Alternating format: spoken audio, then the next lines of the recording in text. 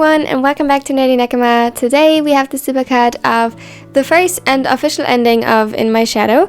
For the second ending, the alternative ending I've been warning everyone about, is hopefully coming out soon.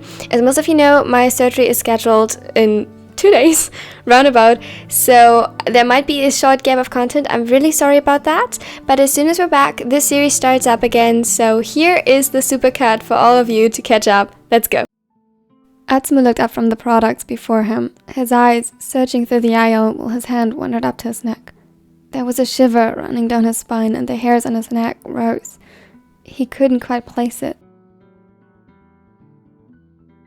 Something felt off, but when he looked around, there was nothing out of place. The groceries were still neatly stacked on their respective shelves, and aside from him, there was no one here. His eyes narrowed, and he shook his head slightly. He was just driving himself insane at this point, and... "Have you found?" He yelped and dropped the package of noodles he had been holding. Kida looked at him confused, raising an eyebrow at his obvious shock, while Atsumu placed a hand over his heart in a dramatic gesture and over-animatedly caught his breath. "Don't scare me like that, Shin." A small chuckle resonated in Kida's chest as he stepped closer and picked up the noodles Atsumu had dropped, before handing them to the blonde.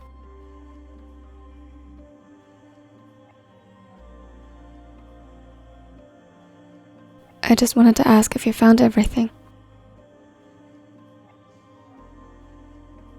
"Yeah, almost. Though, why did you have to sneak up on me like that? You don't usually do pranks."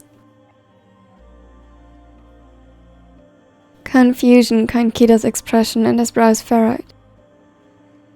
"I didn't." "Oh." For a moment, they stared at each other puzzled, but as soon as Atsumu noticed Kida's confusion turned to worry, he brushed it off with a careless hand gesture. "Nah, it's nothing. I'm just driving myself insane over the upcoming game." "You don't usually do that." Kida watched him closely before eyeing their surroundings like Atsumu had before. "What, are you suggesting someone is watching us?" He laughed and Kida shook his head slightly. "Of course not. It's just not like you to be so on edge." "Well, the game is important. Can't blame me for having some nervousness about it." Kida sighed but followed Atsumu as he proceeded. The setter knew that Kida wasn't satisfied with his answer because it truly was out of the ordinary for him. He didn't know himself what had ticked him off, but now, with his boyfriend by his side, he was back to normal. The feeling was almost gone. Almost. Atsumu looked gorgeous even in the most mundane of circumstances. His bleached hair glistened under the cool ceiling lights, and a smile brightened the room warmly. They sighed. He was heavenly. It was a pity that his image was obstructed by the various objects on the shelves between them. They had to wait for the right moment not to ruin their chances. The guy beside him, Kida Shinsuke, had the potential to destroy everything they worked so hard for. Atsumu had an unusually strong attachment to his former captain. It wasn't a flaw by any means. He was so caring and wonderfully loyal, but that meant he valued his opinion greatly. And the gray-haired was way too suspicious. His aura was so intense it was scary. They had met him once, as they waited for Atsumu after a game outside of the areas designated for viewers, in the hope of catching him alone. Instead, they ran into him. It was frightening. Atsumu didn't even know how intimidating his friend could be. What if he had an utterly wrong impression of them now and shared it with Atsumu if they ran into the two of them? It would all be ruined because of a simple misunderstanding. No, they'd have to wait. Once Atsumu was convinced of how well they'd fit together, even Kida Shinsuke's judgment wouldn't matter anymore. Then, all would be perfect. A smile played on their lips, and with the hood of their hoodie pulled deep into their face, They went to casually walk past the pair, and without them noticing, placed a box of heart-shaped chocolates in their cart. It was a risk, but worth it, as just for a second they felt the warmth radiating from the brilliant setter and sensed his scent. A giggle threatened to slip past their lips, and they fastened their steps. Not yet. Patience. At home, while he and Kita sorted the groceries into the cupboards, Atsumu stopped suddenly. In his hand, he held a box of chocolates. He stared at them, confused, before turning to Kita.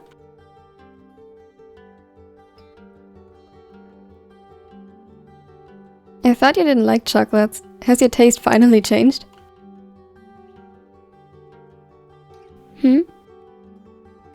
Kita's brows furrowed to that same confused expression Atsumu always found utterly adorable. Even now, the chocolate was long forgotten as his heart melted at the sight.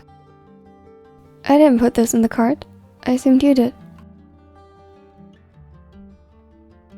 That left the setter puzzled. He thought back. Sometimes he wasn't completely aware of what he was doing when he got lost in thoughts or distracted, but he could have sworn he didn't even touch the box before.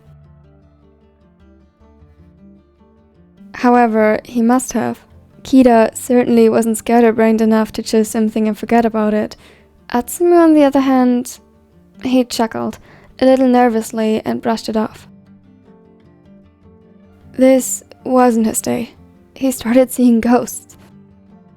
From the corner of his eye, he could see Kita eyeing him with skepticism reflected in his eyes, but just shrugged his shoulders in response. He needed to get a grip on himself and stop behaving so oddly. The next day, everything was back to normal again, and he brushed yesterday's events off as simply a bad day. Full of enthusiasm, he got up and gladly accepted the breakfast Kita had made. He kissed Aaron goodbye as the ways parted on their way to practice, and annoyed Sakusa all the rest of the way, who was apparently too tired to deal with him. The Raven yawned and glared at him when Atsumu pouted as he was ignored. However, his expression softened a little just when they reached the gym, and before they joined the others, he gave him a small kiss as well, making the setter both flustered and even more energized for training. Practice was an utter success. Despite Sakusa's grumpy attitude toward him in the morning, the ace quickly woke up when on the court, and their play was as good as ever. Hinata's typical bright energy was contagious, and every doubt concerning the upcoming match was simply erased from everyone's mind by Bokuto's confidence. The high of today's triumph and practice had him still in high spirits when he was changing in the locker rooms afterward. What's up with you today? Whatever do you mean, love? A light pink dusted Sakusa's cheeks, and he sighed in loving exasperation, while some of their teammates chuckled, seeing as Sakusa was rarely flustered. You are such a menace, Mia. He rolled his eyes as he pulled a fresh mask from his bag and adjusted it on his face, effectively hiding most of his blush. But he didn't let it go. You are exceptionally optimistic today, even by your standards, and I can't remember you spending more time than usual with Hinata. The orange-haired spiker was luckily too distracted arguing with Thomas about their upcoming game, meaning accidentally praising their opponents more than probably the coach of the other team did while trying to insult them, to comment on Sakusa's remark. Inonaki overheard, however, and laughed. Sakusa paid it no mind as he shouldered his bag and focused on Atsumu while waiting for him. I don't know, I just had an off day yesterday and I'm glad that it's all good again. For a moment, I thought it was nerves. He laughed and Sakusa just raised an eyebrow. Yeah, that would have been new. See? He chuckled and took his own bag in hand. With a swift goodbye to the others, he led them outside and as soon as they were out of sight, sneaked his arm around Sakusa's.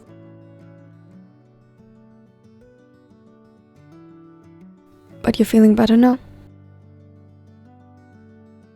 The ace always had a much easier time showing affection when it didn't lead to them inevitably becoming the center of attention, and let the setter lean on him as they walked to the train station. Atsumu nodded and snuggled closer. Yeah, today went great. We are a pretty awesome team, admit it. He teasingly grinned up at Sakusa, and despite the mask, he knew that the raven smiled underneath. It reflected in his eyes, which were soft with affection. I guess so. You guess? He rolled his eyes but didn't push him away. A comfortable silence settled between them as they walked, only interrupted by the occasional car and quiet background noises of the city. There were few other people around. It had gotten late and the gym wasn't exactly at the city center. It was calming. Atsumu enjoyed the closeness and let himself fall into the comfort it offered. Suddenly he stiffened.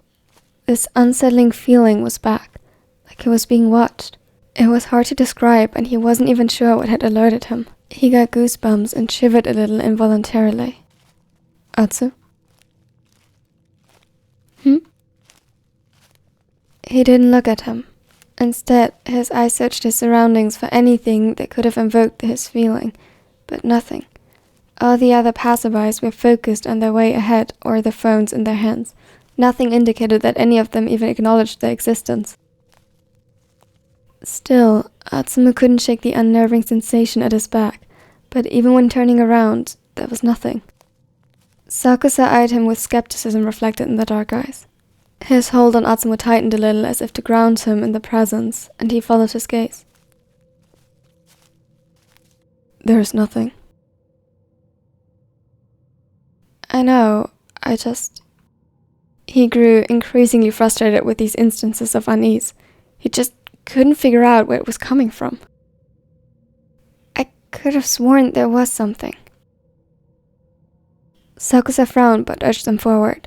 They fastened their steps, if only to quickly return to the comfort of well-lit train compartments and the safety of their own home. But even when the door closed behind them, Atsumu couldn't shake off his unrest. This wasn't funny anymore.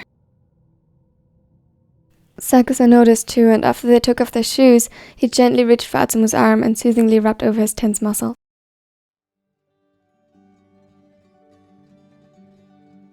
Are you sure you are feeling okay? Yes, it's fine. As you said, it's nothing. I said I saw nothing. That doesn't mean your feelings are invalid.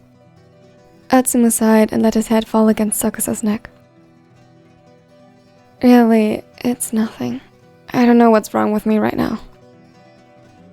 A subtle whine accompanied his words, and Sakusa pulled him a little closer. His hands found their way into his hair, and he rubbed over his neck until the tension faded. Let's go inside, and I'll make us a relaxing tea. How about it? Atsumu nodded. They separated slowly, and upon arriving in the living room, Atsumu immediately rushed over to the couch where Eren sat, half asleep and visibly exhausted from training. He groaned in surprise when Atsumu suddenly nudged him aside. The blonde grinned teasingly, trying to simply forget about his uneasiness. Wake up, sleepyhead. You still gotta eat dinner. And who do you think is strong enough to carry you upstairs when you fall asleep here? The taller mumbled something incoherent, and next thing Atsumu knew, he yelped as he was pulled down into an embrace. Not fair. His complaint carried little weight as he already snuggled up to the other and let the calming rhythm of his heartbeat coax him to relax as well. I love you. He yawned and Atsumu chuckled softly before he replied.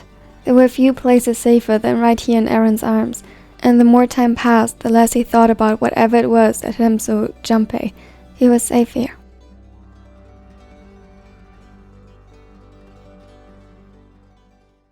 As the days went by, Atsumu became more and more convinced of his fading sanity. It was almost every day now that when he left the house, he was accompanied by the looming fear of being watched. As soon as he had taken a few steps outside, the hairs on his neck stood up, and his heart was racing. He began to look around more frantically, but time and time came up empty-handed. In the absence of an obvious cause for his sudden paranoia, everyone looked suddenly suspicious. The old lady tending to hold on, the exhausted student, almost falling asleep on the commute home, and even the girl he scared half to death as he jumped when she handed him back his phone that had fallen from his pocket. It got progressively worse and was particularly intense when he was out alone. He started hearing steps following him. He didn't know when they became distinct from the crowd around him, but there was a certain pattern to them that would occur again and again. The same rhythm, the same speed, the same weight, and it was always just behind him. But when he turned around, there was nothing. In the sea of faces, he never recognized one that could fit the pattern. No one seemed to look at him, and yet everyone did. He only ever felt safe when he arrived at practice or at home. The footsteps followed him into stores, on the train, in cafes, and even to Atsumu shop. Wherever he went, they were right behind him. And yet, although the circumstances varied greatly, he never noticed anyone distinct.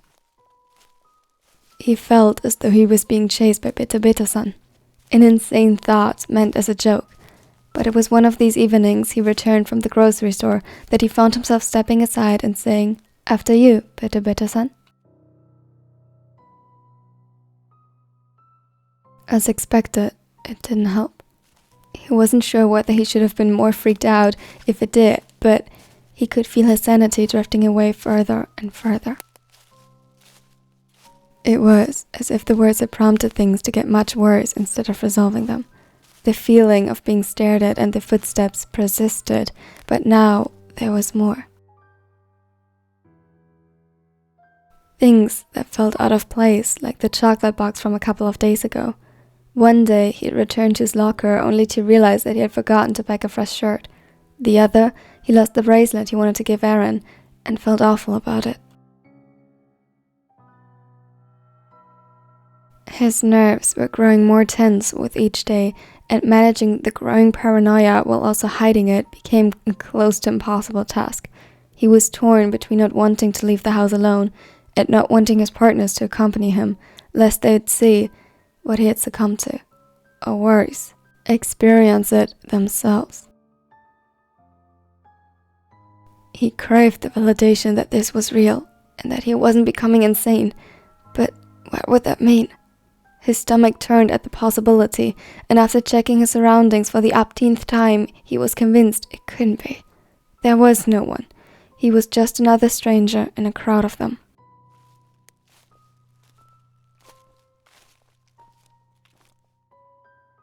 Yet, his partners weren't blind, and Atsumu was progressively losing more and more sleep over this. He didn't want to tell them how bad it had gotten. If these were hallucinations, he didn't want to know, and least of all, he wanted them to know. He snapped at them within the last 3 days alone more times than he could count, and every time he felt progressively more awful, but he shut every attempt of them to help out and locked himself out of their reach.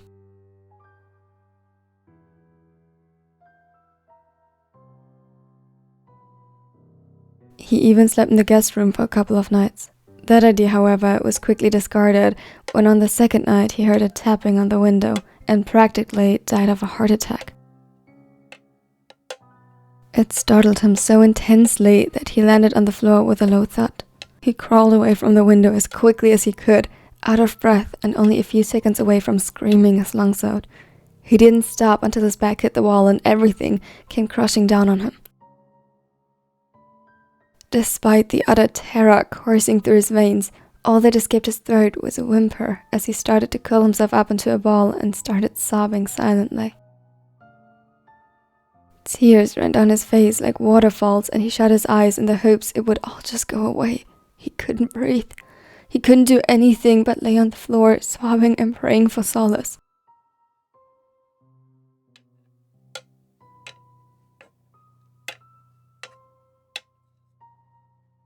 Solace came in the form of exhaustion as he fell asleep in his uncomfortable position on the ground. Nobody found him, and he didn't awake until his body began to shiver from the cold morning breeze. It was then that he shot up as if struck by electricity. The window was ajar. He just knew that it had been closed. Of course it had been closed. As of recently, he double-checked every lock in the house when the others weren't watching. Every curtain he came across had been closed tightly to block out whatever horror had been haunting him outside of the house. And yet, the window was open. He stared at it, processed it for exactly 10 seconds, scanned the room, and then just ran. He bolted out of the room and into the bathroom, checking twice if the way too small window was closed, and turning the lock. This was it? He had lost it. Tears ran down his cheeks once more, and he pressed a hand tightly to his mouth to muffle his cries. When he finally managed to move again, he suddenly couldn't reach the toilet fast enough as nausea overcame him. After emptying his already empty stomach, his eyes fell on the clock, realizing why, luckily, none of his partners had awoken yet and noticed his descent into madness. It was 7:45 a.m. on a Sunday.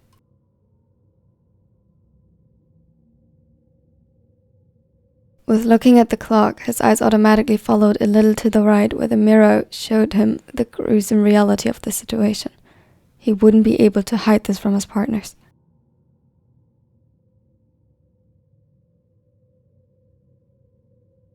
The circles under his eyes looked drawn on, so dark had they become. He was pale and sickly. His pupils were blown wide as if on drugs, and the panic was etched into his expression no matter how much he tried to look indifferent. And then he started laughing. He was sure he must have lost it as the quiet chuckle echoed through the room while the tears still hadn't ceased.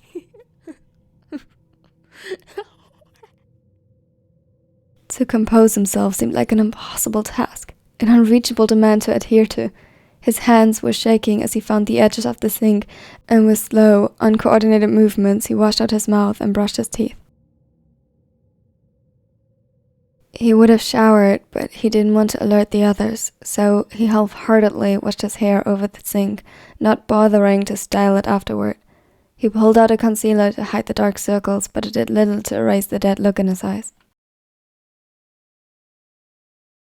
Afterward, he threw on a hoodie still laying on the couch, but didn't change the sweatpants he slept in and went outside. Immediately, the by now familiar feeling was back. He was being watched. His entire senses screamed threat.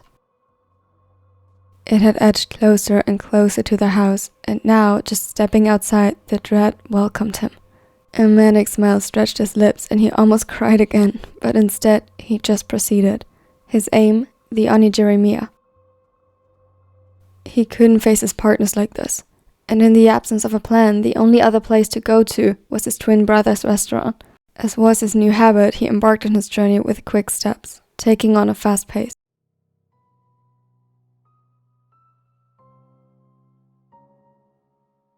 Whenever he had walked to practice with Sakusa the past week, he had practically dragged them from A to B, much to the ace's discomfort, even more so because Atsumu refused to answer why.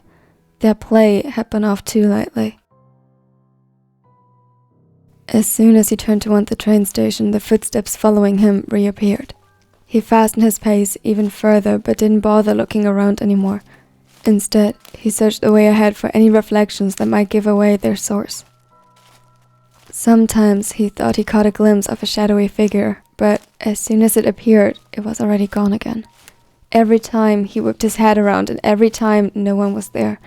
The frustration and panic grew, not by distance, but by second, even when he was finally sitting on the train. There were other passengers. They were all suspicious and not at all.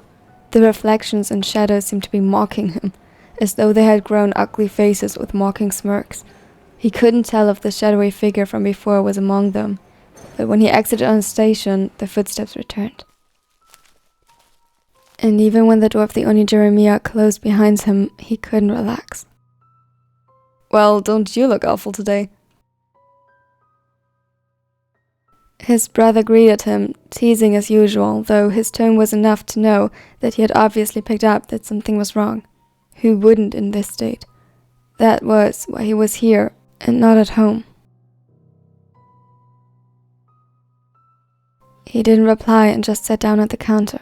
First regulars had already taken their places at the various tables, but the counter was empty and Atsumu was grateful for that.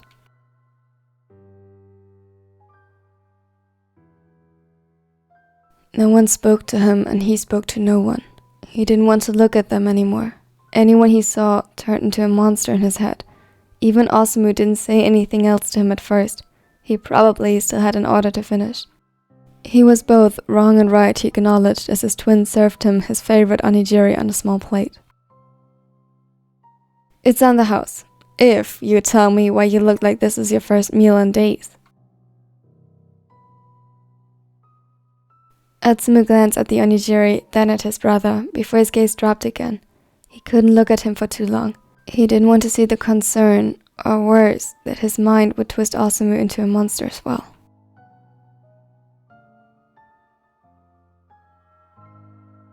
It didn't feel like he could tell him, but he still nodded. Maybe it didn't have to be the whole truth. Maybe he could just try and make something up. He felt like crying again. Did you fight with the others? Don't you have some other customers to tend to first? He thought he'd have some time to steel himself, but Atsumu shook his head. Have you looked at the clock since you fell out of bed? It's too early for that. Atsumu flinched. His first thought was how he could know that, and for a moment he was almost overwhelmed by the instinct to run. The guilt followed immediately after. Atsumu wouldn't do that. This was his brother he was thinking about. It was just a figure of speech. His lower lip trembled and he bit down on it tightly to stop it until he could taste blood. The familiar pressure behind his eyes built up again and his breathing went rigid. Tsumu? God, Tsumu!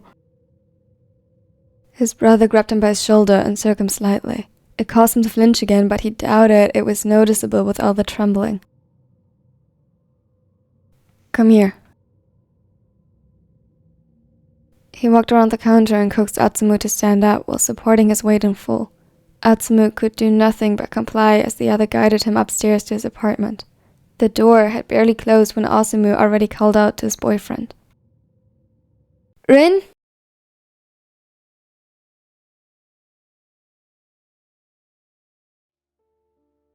Rin?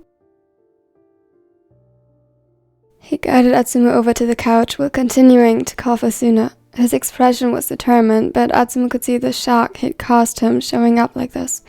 This was exactly what he tried to avoid. Everyone worried about him. He caused them pain simply because his imagination was getting the better of him. He had no real proof that someone was following him. He could have misplaced his things, and maybe he forgot that he opened the window. Maybe, but that won't mean... Had he really lost his mind? What was wrong with him, and why so suddenly? In the span of a week, his health had deteriorated, and the paranoia had his heart jump in almost every second of the day. It had been only a week, but he was already an utter wreck.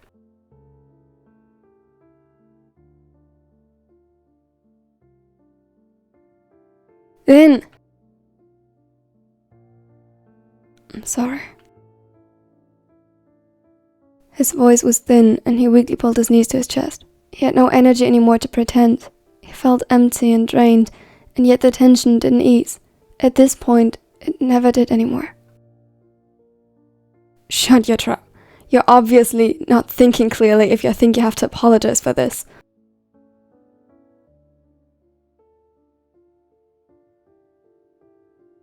Then, Samu, we talked about this. Don't wake me up early on off days. I don't care if you have to, I don't wanna.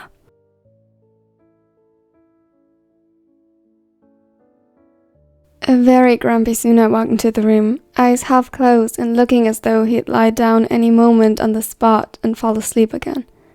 Atsumu sighed, though even in this state, there was no real heat behind it. It's an emergency. And what? He blinked confused at the silver hair before his gaze finally found the blonde twin and took in his state. I just need an hour, then Sato-san will arrive and can take over for me in the shop. Please, look out for him until then. He nodded slowly, perplexed. Seeing Atsumu so utterly broken was the last thing he expected to be confronted with this morning. He was still in shock when Atsumu had thanked him with a quick kiss on the cheek and turned around to leave. And then it was quiet. It was so odd. He wasn't awake enough for this. It took his mind multiple long minutes to take in and process what was happening.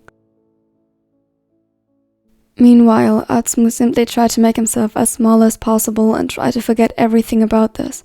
He tried to forget the ever-looming presence of a thread dangling above his head like a guillotine, which he wasn't sure was reality or imagination. He tried to ignore any incoming consequences for being awful to his partners and suddenly disappearing without a trace, though maybe they'd welcome that after everything that happened recently. And most of all, he tried to forget the horrors his mind came up with for everything, most presently the events from last night paired with the open window this morning.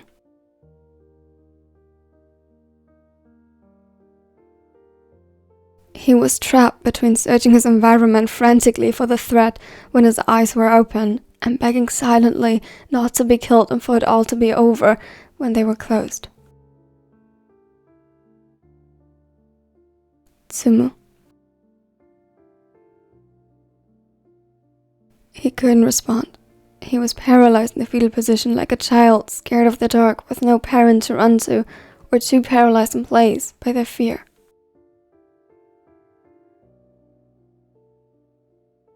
Hey, Atsumu. You're safe here. Rest.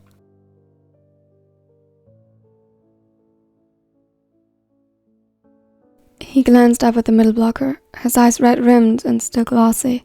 He was shaking so much that he barely even noticed. In his desperation, he wanted to believe him so badly.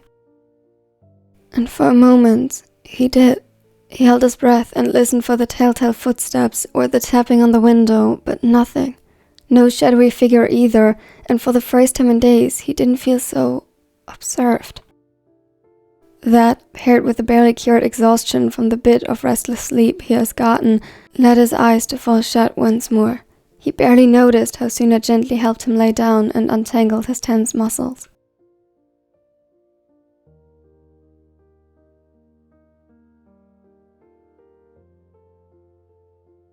A weight was placed above him, and by the time his head hit the pillow, he was already sinking into blissful darkness.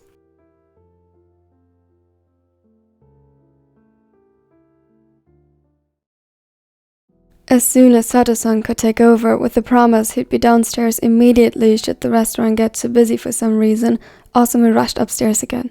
He expected to have to interrogate his brother to figure out what was wrong with him when he found him asleep on the couch. He still looked terrible. It was the first time in his life that he had seen him so sickly and frail. He looked like he had seen a ghost. Suna sat next to him on the floor. He had placed a blanket above the blonde and gently patted over his head. He looked worried, and Atsumu understood immediately why.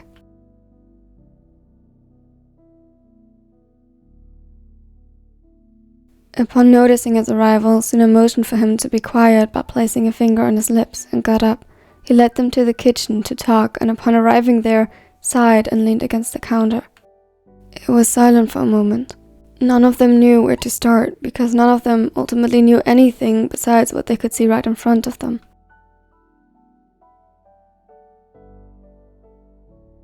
What do you think happened? His gaze was still fixated on the living room as he asked. Atsumu could see his shoulders tense and eyes fill with a mix of worry and anger.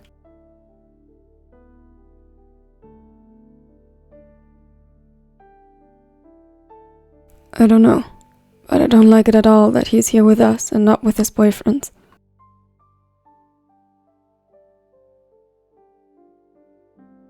That made Suna look up surprised before realization dawned on his face. You don't think they have anything to do with this, do you? He looked down, his fists clenching. Atsumu, this is Kira, Aaron, and Sakusa we're talking about. They would never hurt him. I know, but look at him. What am I supposed to think? I don't know, but not that.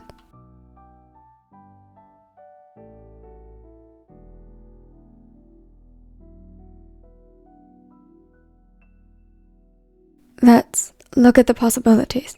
They could have fought, and maybe Atsumu was scared they'll leave him. He tends to panic over such things. Yeah, but he would have said something already if that was the case.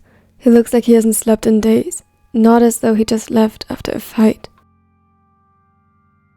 Suna nodded slowly. Perhaps he isn't feeling well. Well, that much is obvious. Suna rolled his eyes. Atsumu was always so on edge when it was about Atsumu, which was understandable, but the fact that he started to snap back wasn't exactly helpful. The silver-haired noticed too, and for a moment his expression grew softer again and apologetic. Sorry.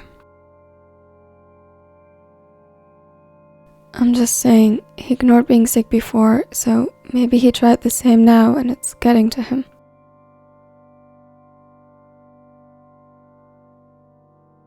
Then he looked terrified. Maybe it's bad. The words were quiet, mere whispers passed under his breath, but they felt like icy poison as Atsumu realized what he meant. Immediately his eyes wandered over to Atsumu again, sickly pale and breathing irregularly in his sleep. No, it couldn't be. Atsumu wouldn't hide this from him. Not if it was truly that. Suna recognized the horror and panic slowly taking over in Asumu's expression, and was quick to place himself between him and his brother, and cupped his cheeks while letting his thumb roam soothingly above them. Hey, it's just a theory, and an unlikely one at that. We know way too little to make actual assumptions. Asumu nodded slowly, closing his eyes and leaning into his touch as if in pain and searching for comfort. It broke Suna's heart, and he lovingly caressed the soft skin on his face to massage the tension away. It's going to be alright. We'll make sure he's fine.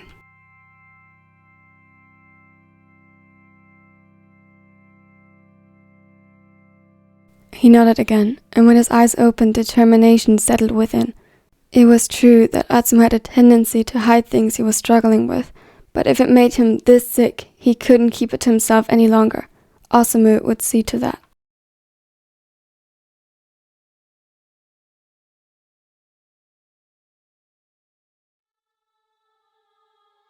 They kept themselves busy while Atsumu slept, yet always staying close enough to notice immediately when something changed. Atsumu had Sato-san bring a fresh patch of Atsumu's favorite onigiri upstairs and stored it in the fridge for Atsumu to eat once he woke up. Hours passed like this. The younger twin was torn between his ever-growing need for answers and the relief that Atsumu finally got the rest he so desperately seemed to need. It was around 1 p.m. that something happened, but it wasn't Atsumu or Suna causing the commotion. Atsumu was startled when the door to their apartment suddenly swung open, but his alarm settled when Komori appeared before him, out of breath and looking rather rushed. Toya, what? Have you seen your... He interrupted himself when his gaze fell on Atsumu. For a moment, he still looked flabbergasted before a huge sigh of relief escaped his lungs. Thank goodness! Kyo is losing his mind. He was so close to organizing a search party and calling the police. He quickly typed something on his phone before looking at him accusingly. Why does none of you answer your phone? Mine was on silent since I usually work around this time, and I don't think Atsumu has his with him at all. The tension hung heavy between them when suddenly Komori let his shoulders slump and with a sigh walked over to Atsumu, simply letting his head fall against the tallest chest. A bit perplexed, it took a few seconds before Atsumu pulled the libero into a hug. I was really worried when Kyo called, so distressed. I'm sorry. We should have told them right away when he arrived here. We just didn't know that he didn't tell them. Yeah, I have no idea what happened between them, but I'm worried. Suna hummed in silent agreement, his eyes straying to Atsumu once more. It was quiet until Komori's phone announced a new message. He begrudgingly separated from Osamu to take a look at it. Kyo asked if he should come to pick Atsumu up. Osamu shook his head slightly. Not yet. I think he needs the rest more than anything. One look at the sitter confirmed the statement, and Komori quickly typed a reply. Ultimately, all they were left to do with was wait. Atsumu hated waiting.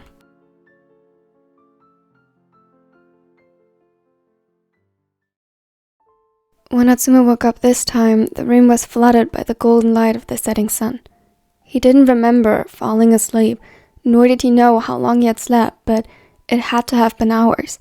And yet, he still felt awful, if a tiny bit less exhausted. Finally back with the living? He looked up, the tension keeping him frozen in place, fading slowly when he recognized his twin. The silver-haired placed a plate with onigiri in front of him, just like when he arrived here, this time paired with a cup of warm tea.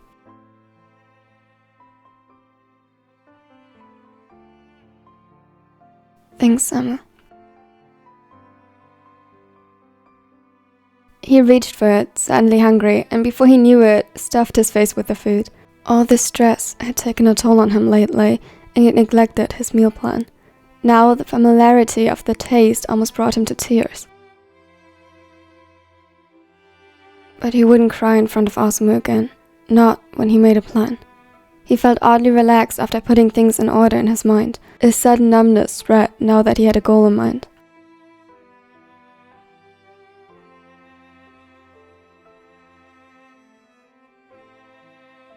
Atsumu must have looked terrible because Osamu didn't even comment on his sloppy eating habits like he usually would.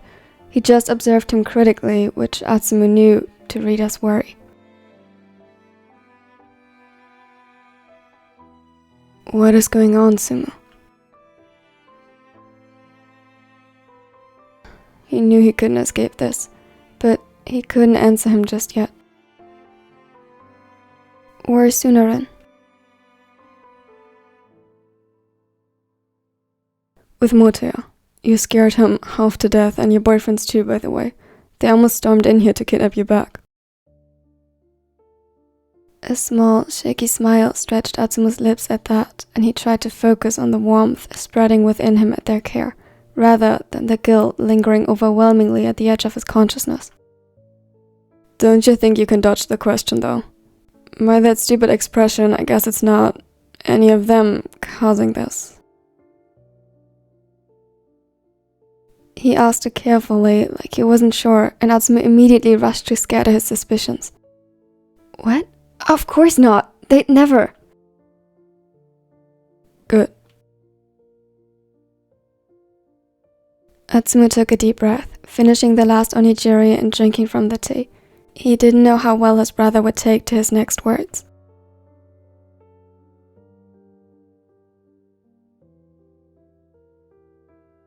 Samu, I'm not sure what's going on yet.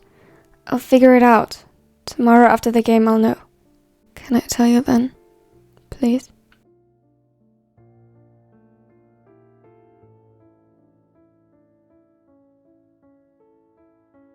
Osamu's eyes narrowed and he looked about, the opposite of satisfied with his answer. You're gonna come in here looking like you've seen a goddamn ghost and almost collapsing, my own twin brother, and you expect me to just let you go like that?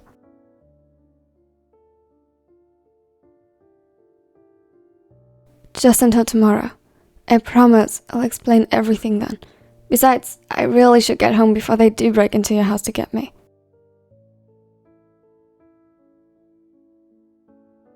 He tried for a chuckle, but it sounded utterly wrong, and Osamu just huffed and crossed his arms over his chest. You're a grown man, even if you don't act like one. Can't keep you hostage. Atsumu hated how he said it, as though the blonde had betrayed him, but he assumed it was the best he could get. He got up, a little shaky. But, Atsumu, tomorrow, I won't stand on the sidelines to your suffering any longer than that, and only because you asked me to. He nodded. Asumu's gaze was piercing, almost intimidating, but to him it was reassuring. No matter what, his twin had his back. They'd go to hell together, if necessary.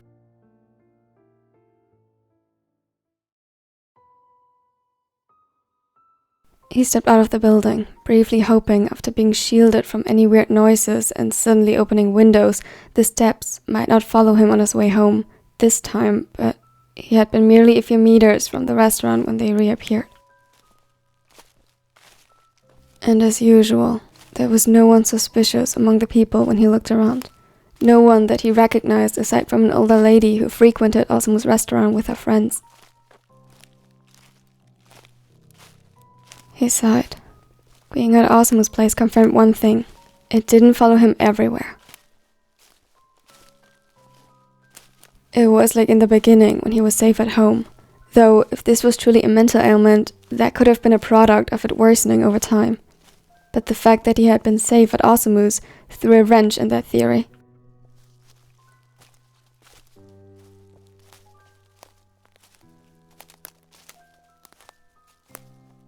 It wasn't impossible, but suddenly Atsumu wasn't so convinced of his own slowly growing insanity anymore.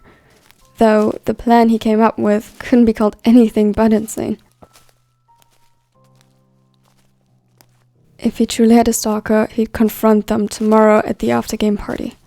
After important games, they had one whether they lost or won, and Atsumu would create an opening for them. The only reason being that after so long he still believed more than anything that this was a product of his imagination. No one but him seemed to notice the strange noises, or that things appeared slightly out of place. Perhaps he was just getting paranoid or developing schizophrenia. In that case, if no one showed up, he'd have to get help. Just imagining facing and burdening his beloveds with something like this turned his stomach.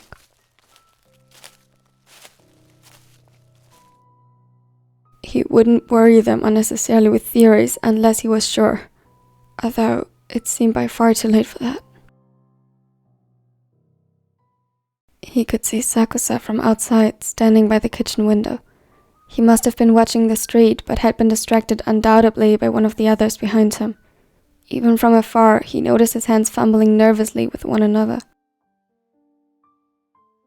Guilt overcame him as he noticed the cotton gloves he wore. It was a coping strategy to avoid extensive hand washing when stressed.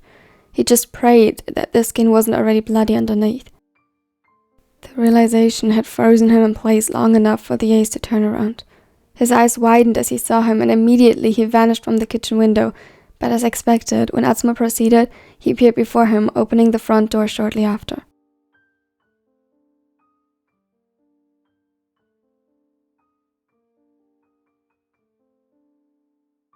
Atsumu! Before he had time to process it, Sakusa had pulled him inside and into his arms, closing the door behind them with force as though he was scared Atsumu would run if he didn't. Next to them, Eren and Kida appeared. A new wave of guilt took hold of him as he saw them. Eren had an arm around Kida for support, who on his part looked more disheveled than Atsumu had ever seen on him before. His usually neatly assembled hair was a mess, and he hadn't even changed out of pajamas. Ami, wait, I haven't showered yet. Idiot. Dumbass. Where were you? It's Samus. Sorry for leaving without warning. Why? Atsumu, what is going on lately? I'm worried. We all are. You've been really jumpy recently, and irritated. He knew what he was referring to. He had been snapping at them every time they voiced their concerns, and sought more and more distance from them. Sakusa still didn't let go of him while scolding him quietly nonetheless, and his gaze wandered to the ground. I'm sorry. Just tell us why. He finally backed off, only to grab his shoulders and look at him pleadingly. Sakusa never pleaded or begged for anything. Atsumu could feel tears starting to build up in his eyes as he was met with the pools of darkness filled with worry. He wanted to tell them everything. He wanted to be held by them and be lulled into sleep by their whispers that all would be okay and that no one would hurt him anymore. But he couldn't, or his plan would fail. They'd never allow him to go through with it. I don't know. I'm sorry, I don't. His voice broke. A sob clawed its way from his throat and he started shaking. I'm sorry. I'm so sorry. I can't. Sakusa's grip tightened to give him something to hold on to, and Kida quickly ushered them inside while Eren rushed to get some tissues and comfort items. Can you try explaining it to us? He felt the weight of a weighted blanket being draped around him, and the couch tipped once more as Eren sat down beside him. Immediately he leaned back to feel the comforting warmth of his boyfriend, who gladly provided it.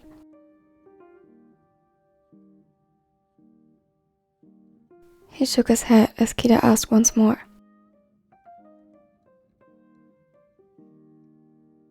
I feel like I'm going insane. That much was true. After a moment of silence, he added, Can we talk about it tomorrow, after the game? He could see, just like with Atsumu, how much they disliked the idea, but two of them being athletes as well, they understood wanting to focus on that first, especially since it was just one more day, though obviously they didn't know his true objective behind it. Otherwise, they wouldn't have agreed, if begrudgingly so, as they did now. Kida saw to it that everyone was fed once more, and after assuring himself that Atsumu wouldn't sleep separately again, gods no, Eren made sure that they had everything they needed to feel comfortable in their bedroom, indulging Atsumu as he asked for the window to be not just closed, but locked. Meanwhile, Sakusa prepared a bath for Atsumu and even washed his hair gently, loving. Atsumu could have cried again from all the affection he received, but in his mind didn't deserve it all. He was grateful, beyond words, because when he snuggled up with them this time, Eren's chest a pillow for his head and Kida snuggling up to his back, who was held by Sakusa, he felt safe for the first time since everything started in his own home.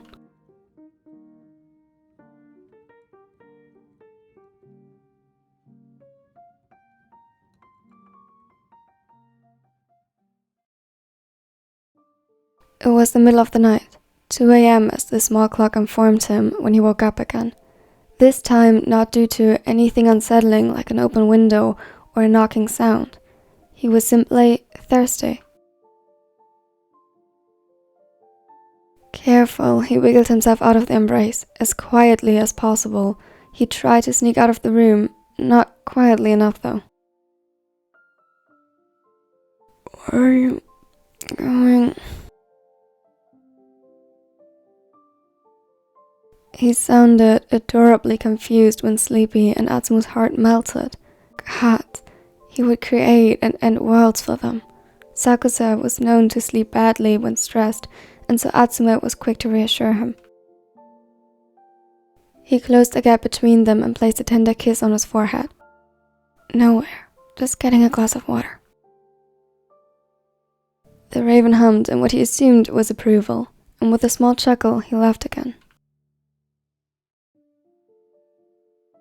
He couldn't remember the last time he just wandered the house at night, not expecting to get jumped any moment. With a sigh of relief, he filled himself a glass of water at the kitchen sink, only turning on the small light above the counter so as not to disturb anyone's sleep, or alert them to his presence.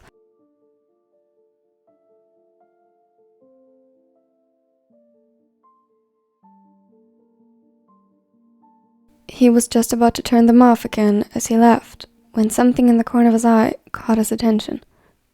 A movement. He froze. His heart suddenly in his throat as he could barely breathe no matter how hard he tried to force air into his lungs. There, in their living room, stood something. Oh, someone. He couldn't make out their face, but he knew that they were staring at him. His breath caught in his throat and he stumbled backward. They were coming for him. They walked toward him, and upon the first step he recognized the dreaded footsteps and the glass fell from his hand. He lost his balance and landed painfully on the ground. All he was left to do was crawl, frantically, in a futile attempt to get away from them. He should have turned around and run, but it was as if their gaze caught his. He couldn't look away, still not recognizing a face as the light was now behind them, and they too entered the hallway. And then he hit the wall.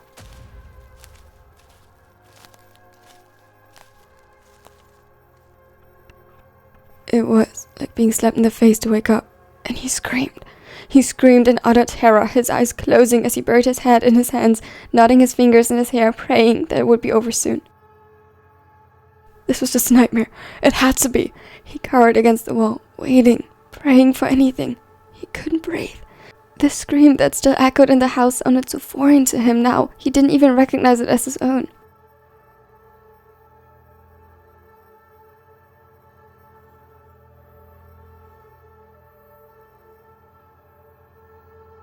Suddenly, there were hands on him, and he didn't have the strength to fight back, just whimper and make himself impossibly smaller. He wanted it all to be over. If they wanted to kill him, they should do so already. Atsumu? Atsumu? In his mind, the shadowy figure said his name, leeringly, trying to coax him out of hiding. He fought back weakly.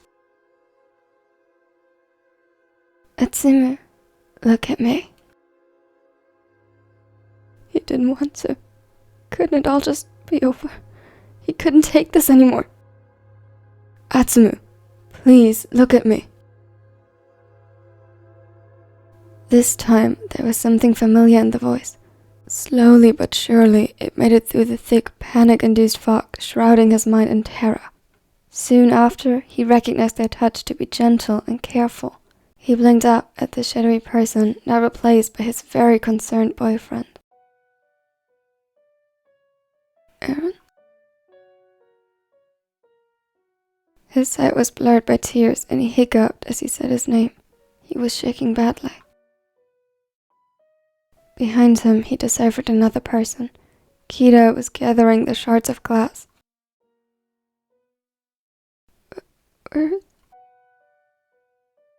His voice refused to cooperate. It was hoarse, almost gone, and he was still shaken by involuntary sobs and hiccups. Haikyuu is making sure the door is locked. Don't worry. His eyes widened again, but before he could protest and demand Sakusa to come back to make sure he was safe, the spiker already appeared in the doorframe. It was locked. No signs of anyone breaking in.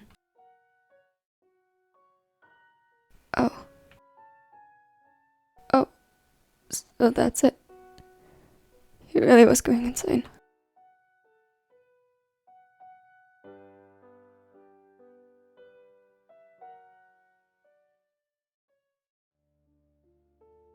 The next morning, they didn't talk about last night's instance. Atsumu had gone quiet and avoided them to the best of his abilities. He didn't want to see the moment in their eyes when they inevitably would have to realize he was going crazy. He didn't want to see the concern and perhaps even pity. Silently, he got ready for the game. He doubted he would be of any use today, but ultimately he had no choice but to go through with it. Same with his plan, although it seemed silly now. He'd be waiting for no one because there was no one. But at the same time, the blonde knew that if he didn't confirm it, he would be driving himself into madness. Atsumu? I'm fine. I can play, don't worry. It was probably the least convincing he ever sounded. Kira sighed. After the game. You promised we could talk after the game. At this point, he was desperately clinging to his last pieces of hope, no matter how horrific the implications might be. He needed nothing more than to be able to trust his senses again. Losing that had been a horror he previously deemed impossible. Surely someone potentially wanting to kill him or worse would be the more alarming objective, but here he was, wishing it to be true in exchange for his sanity. Okay. Don't forget your phone, just so we can reach you. He nodded and rushed back upstairs to quickly grab it from the guest room. He distinctly remembered putting it on the nightstand to charge and not taking it with him when he panicked in the morning after. However, when he entered the room now, it was gone. And suddenly, a wave of calm washed over him, silencing and drowning out the doubt in his mind that he must have forgotten that he took it. Maybe it was delusion. Maybe he wished for an external cause too desperately, but he was certain that it had to be here. He knew he left it here. This was one coincidence too many. Someone had been here that night and left the window open. Someone had been here yesterday and somehow locked the door behind them. They had approached Atsumu and they had taken his phone.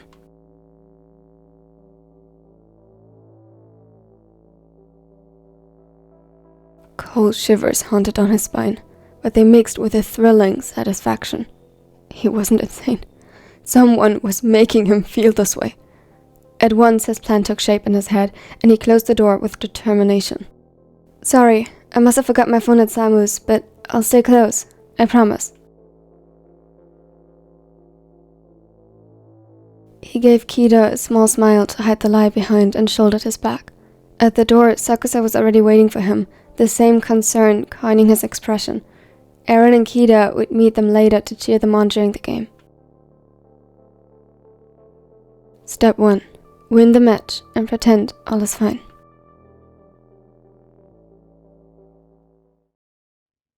All things considered, his lack of sleep and proper nutrition the last week, and the constant paranoia, things went surprisingly well. The rest he had gotten at Samu's must have really helped. That and finally having a clear vision again. He knew what to do next.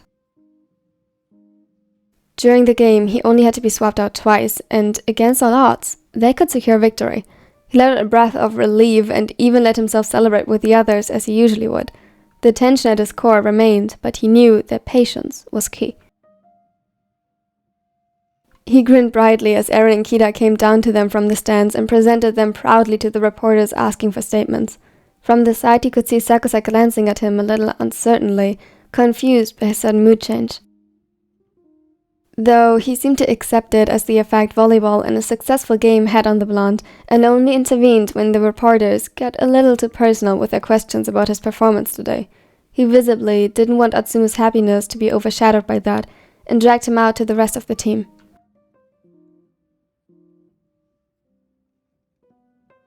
It was time for celebrations. Atsumu felt a little bad, because that too was part of the plan. They had to believe his good mood was sincere and tied to the celebration, so that they'd wait with their questions until after the celebration was over. At the restaurant, they made Asumu along with Suna and Komori as well, and for a moment he thought he wouldn't escape his brother when Bokuto dragged him away for drinks, and he gladly accepted. They laughed. Bokuto and Hinata were as loud as always, and trying to hold up a conversation became close to impossible. The owners of the restaurant were used to that by now, and prepared whenever the energetic volleyball team had a game.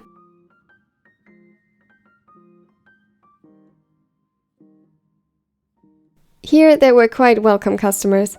This time, Atsumu subtly held back with the drinks though. He had one more thing to do. As he observed the time go by and engaged lively in conversation with the less vigilant members of the team to avoid getting interrogated on the past week, he waited.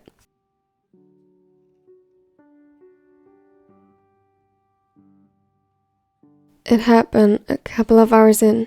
He almost missed it over the noise, but he had become so accustomed to the pattern that it echoed above it, even now, when he heard the steps in passing. With a smile, he excused himself and walked over to his brother, currently talking with Kida nursing a beer. He grinned at the silver-haired, making sure to appear tipsy but not drunk, and very happy and relaxed.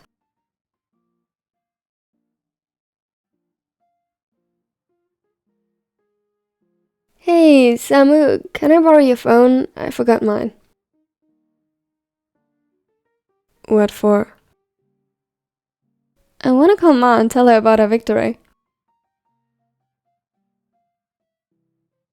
That was a tradition that had to wait today.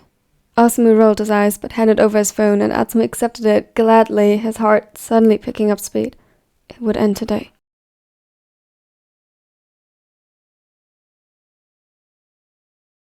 As soon as he stepped outside, cold air embraced him, and he breathed in deeply to clear his head. He inspected the street to both sides and found it mostly empty except for some others coming out to smoke or call someone like him. He didn't join them, however. Instead, he walked with quick steps in the opposite direction.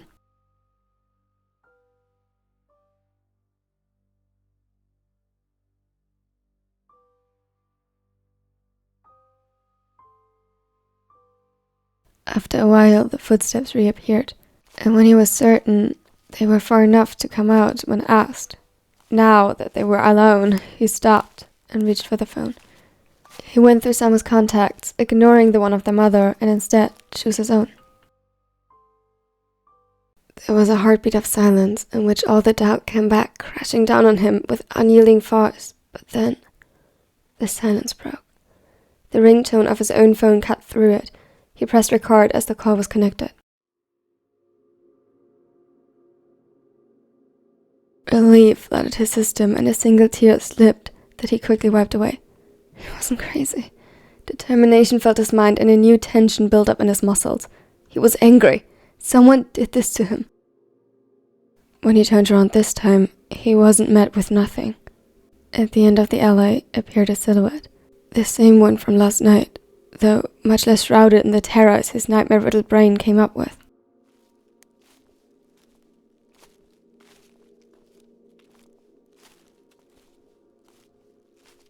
And then she put the phone up to her face, the display illuminating her features, and Atsumu realized he had made a huge mistake. Having the person behind everything revealed didn't take away from the fear his body had been trained to associate with her, and he froze. He recognized her. She had snuck in after a game to get an autograph, and he didn't make the connection at the time, but she was the girl who handed him back his phone.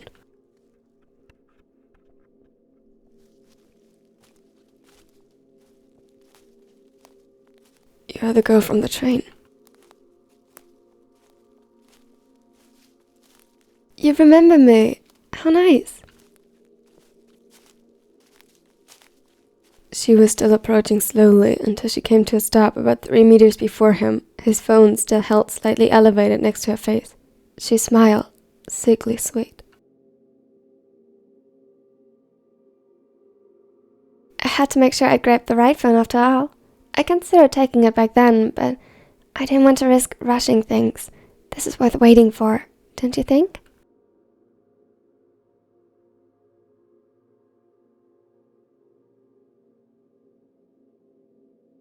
She seemed genuinely excited, and despite being a head smaller than Atsumu, he didn't feel safe at all. All his instincts told him to run. Although, I prefer you don't call me girl. I'm 24, you know?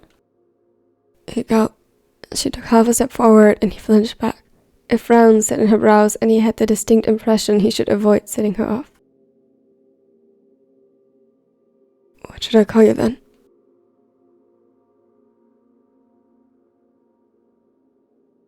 You can just call me Hado-chan. How does that sound?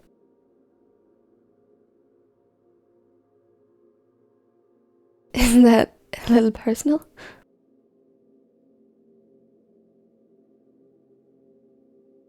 Another step. I think it's perfect. We're so close already, aren't we?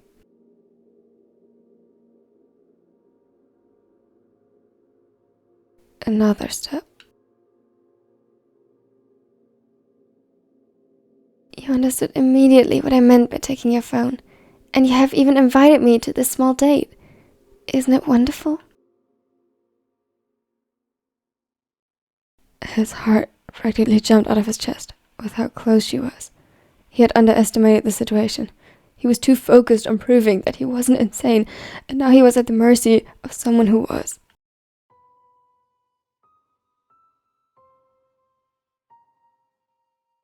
I knew from the moment I saw how he treated you that you shouldn't be with a cold-hearted prick like Sakusa. He doesn't deserve you. Anger boiled up inside him again, but it was dwarfed by the panic rising up inside him as he recognized the metal glint in her other hand as a blade.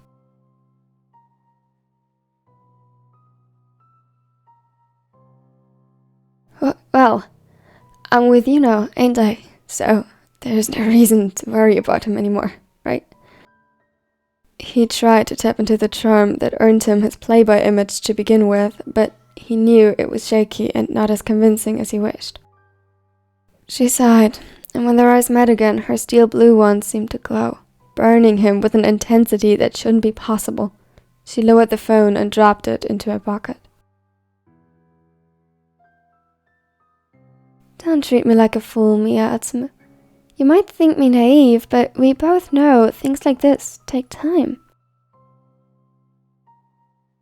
Her voice was icy, though her lips twisted into a smile again toward the end, and suddenly all those horrible nights and paranoia-filled days came crashing back. Bile rose within his throat, and hatred and fear fought for dominance within his mind.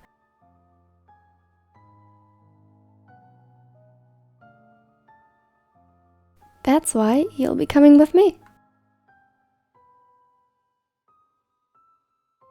She giggled. It was one syllable, and he couldn't even pronounce it before the silver glint appeared right before his eyes. Her weapon of choice was a cutter. The blade was extended and unbroken, clean as though it had never been used before. Silly me. I'm sorry if that sounded like a question. The piercing blue eyes fixed on his again, and he could feel tears slipping down his cheeks as he saw the determination in them. This woman wouldn't hesitate to cut him if he made so much as a wrong step. He had miscalculated. She was right. She was naive. Although misguided, her intellect was sharp, and her obsession didn't blind her judgment on Atsumu's poor attempts of seduction. Try to smile, darling. We don't want any bystanders to get the wrong idea.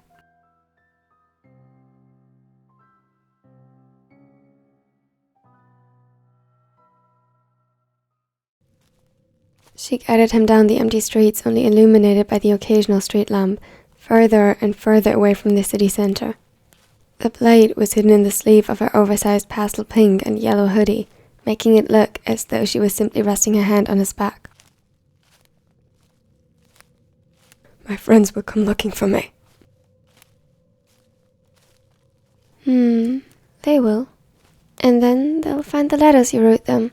They'll probably be a bit heartbroken for a while, but life goes on. Atsumu's heart stopped. He stumbled, and only the press of the blade kept him walking. Letters. He could very well imagine what she meant, but it didn't want to ring through to him. They'd never believe that. Would they not? It's cute how little you think I know about you.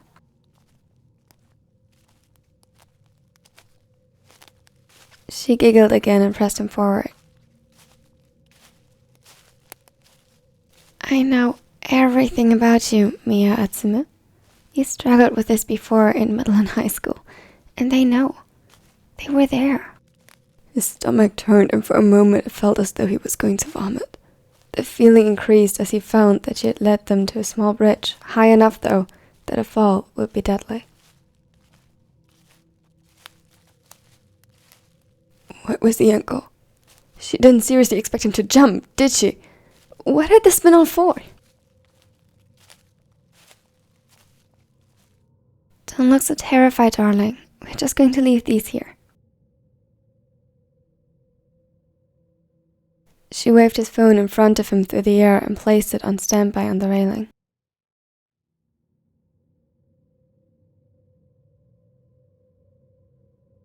They know that you took your brother's phone, so when they search for it, it's gonna sit here, nice and pretty, waiting to be found.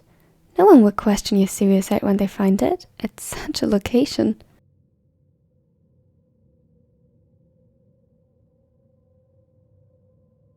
Go on, give it to me. He pretended to hesitate and shake. Her plan was good, but she didn't notice that he had recorded the interaction.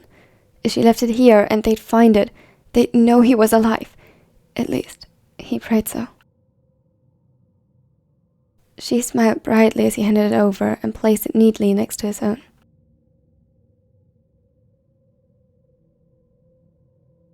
You have been acting so strange lately. It must be shocking, but not all that surprising to find out you had a relapse. A shame. Such a pity that the star-setter never trusted anyone enough to open up. Her eyes turned soft, and her smile was utterly too genuine for this interaction. See, I know you, Atsumu. I knew exactly how you would react. What I had to do to get you right here, where we can be together forever.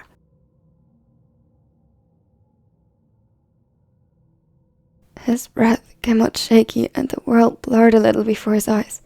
There was a small distance between them now. Could he run? If she knew him truly that well, would she know? Was this just mind games?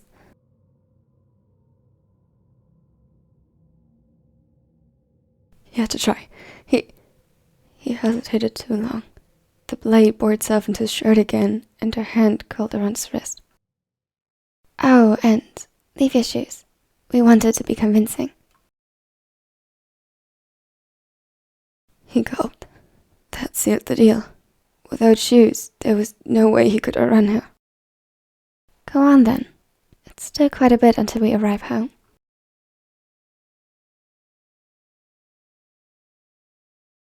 He will die. Tonight, he will die. And he won't even get the chance to say his goodbyes beyond whatever lies she had crafted up in these supposed letters. He doubted they could be convincing, but it was true that in a combination with the phones, it looked rather convincing. He messed up. Somehow, he needs to get away from her.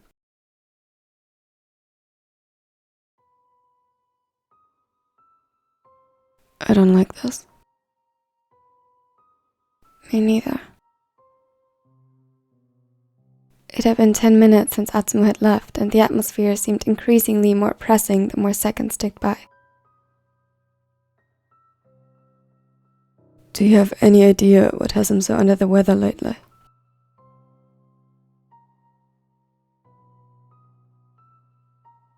That was a light way to put it, and they both knew it. Kita looked up at the younger twin and almost perfect replica of his boyfriend. The worry in Asumu's eyes was intense. Not entirely. He has shown signs of paranoia recently, and always seems jumpy and tense, but I don't think it's just him. What do you mean? I felt odd, too, a few times, and there were a few things out of place in the house. You think someone broke in? Asumu gripped the bottle more tightly to the point his knuckles turned white. I'm not sure. Nothing was ever stolen, but last night Atsumu suddenly screamed when he was downstairs getting a glass of water. He looked like he had seen a ghost, like he was running from someone. He looked similar when I saw him at the restaurant the other day, but if he was being followed, why wouldn't he tell anyone? Maybe he wasn't sure either. The silver-haired looked at him questioningly. Kira thought about it and tried to bring the events into an order that made sense. If I wasn't sure with the things I observed, because there was little evidence for their existence left, it could be the same for Atsumu.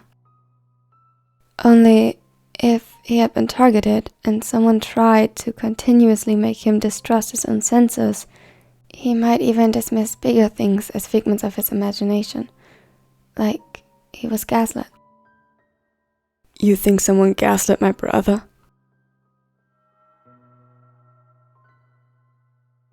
It's a possibility, now that I think about it. Why? I'm not sure. This is all purely hypothetical. But if someone were to do that, do you think they'd be here tonight? There was a heartbeat of silence between them in which only the music and drowned-out conversations could be heard. Then they moved. At once they stepped outside to search for Atsumu, but nothing. The blonde crown of hair was nowhere to be found among those standing outside.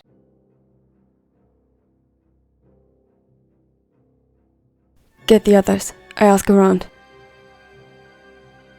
Kida nodded. He rushed back inside, immediately zeroing in on Sakusa, who had found himself a cozy corner to stand in his typical fashion. Kiyomi! Shinsuke, what is? Atsumu's missing. Help me find Eren. Sakusa's eyes widened and he looked around frantically. Shouldn't we find Atsumu first? Osamu's looking for him outside, but if you see him here, tell me. Why outside? He could barely follow as he was dragged through the room by Kida. His eyes scanned the crowd around them for any of his boyfriends until he spotted Eren, Suna and Komori by his side. And this time it was him leading them through the masses.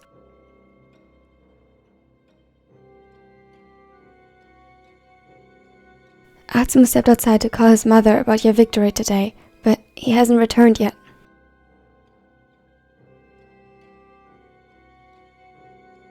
What is going on? Atsumu's missing. I discussed the possibility with Osamu that someone else could have caused Atsumu's weird behavior lately. We need to find him right now and make sure he is safe. Is Osamu... He is searching for him outside. Wait here. I'll go check something. With that, Suna left, heading back to the table where they left their bags. What now?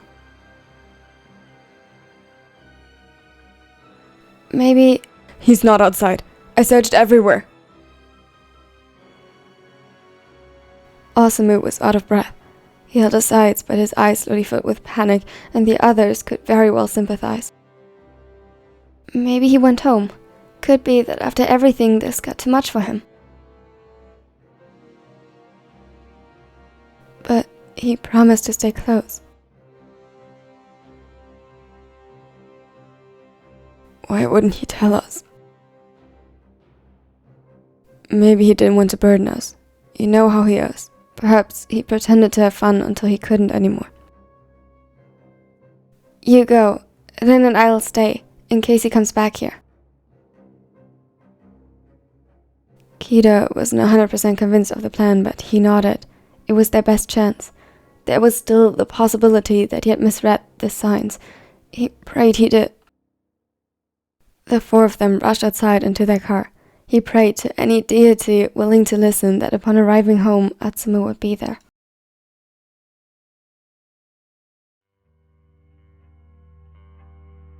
Suna rushed to pull the phone from his pocket and typed in his password. There was an easier way to find Atsumu. If he had Osamu's phone, Suna already knew where he was. For instances like this. Well, not specifically like this. They had an app to share their location in case someone got lost. He quickly opened it, and within seconds found a signal a couple of streets ahead. It was moving.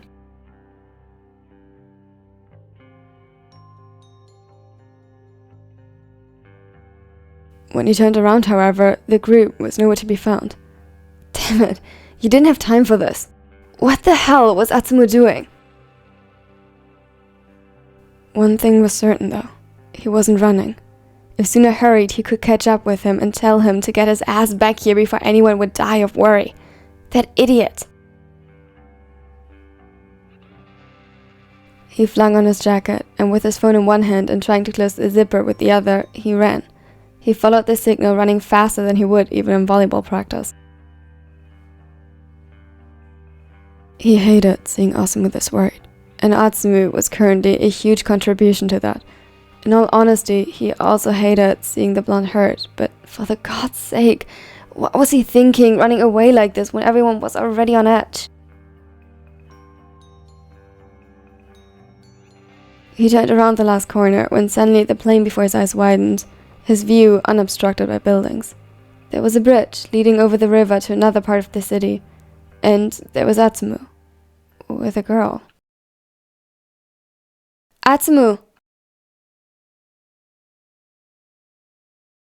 The blonde's head snapped around and he fixated him. It was only then that he noticed all the red flags of the situation. Atsumu had no shoes on, his face was coated in tears, and the girl was way too close for comfort.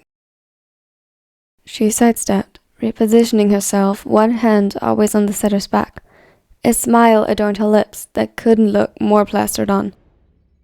Tsunade Taro, how nice to finally meet you. The way she said it, it sounded the opposite of nice. Suna froze, suddenly on guard.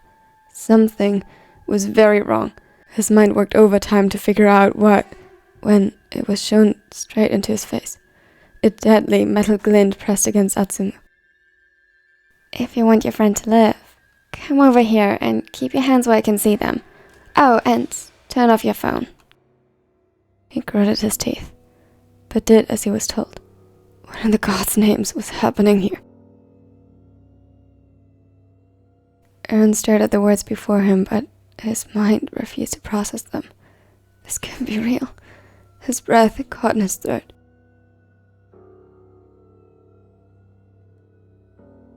Numb, he gathered the pieces of paper and stepped out of the room. The letters had been placed on the bed in the guest bedroom. He remembered Atsumu going in here this morning to get his phone, but then leaving without it. Was this what he had set up instead?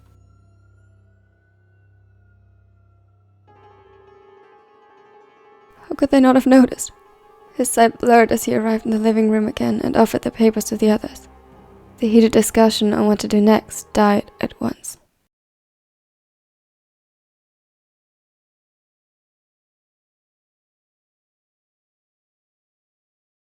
Sakusa couldn't move.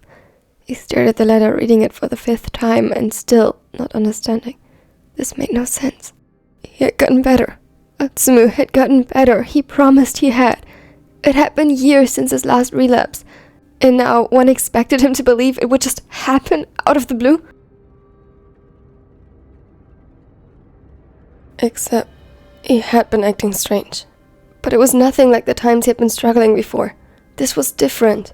He was jumpy and scared. He promised he'd explain it to them. His breathing accelerated. Every attempt to regain composure was in vain, until suddenly Aaron pulled him into his arms. He didn't say anything. Where would he have even started? He was torn between confusion and guilt, and the pain was overwhelming. If all he could do at the moment was to make sure his boyfriends wouldn't fall apart in the process, he'd see to that.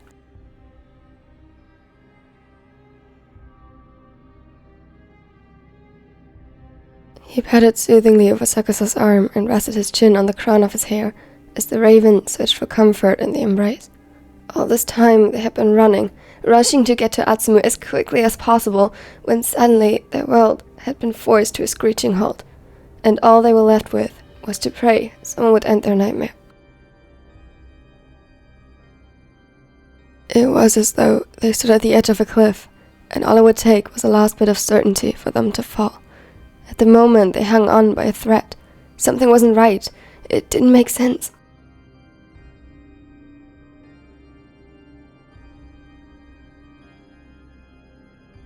There must be a more logical solution, one that would bring Atsumu back to them.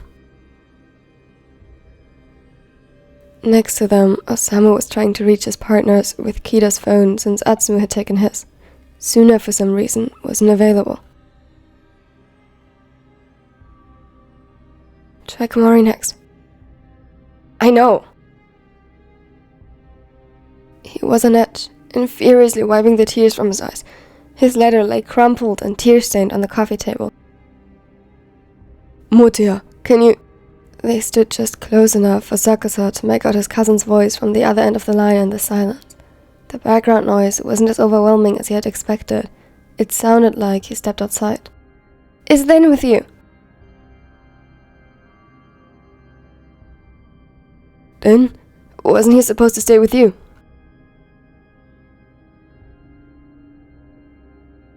Atsumu faltered.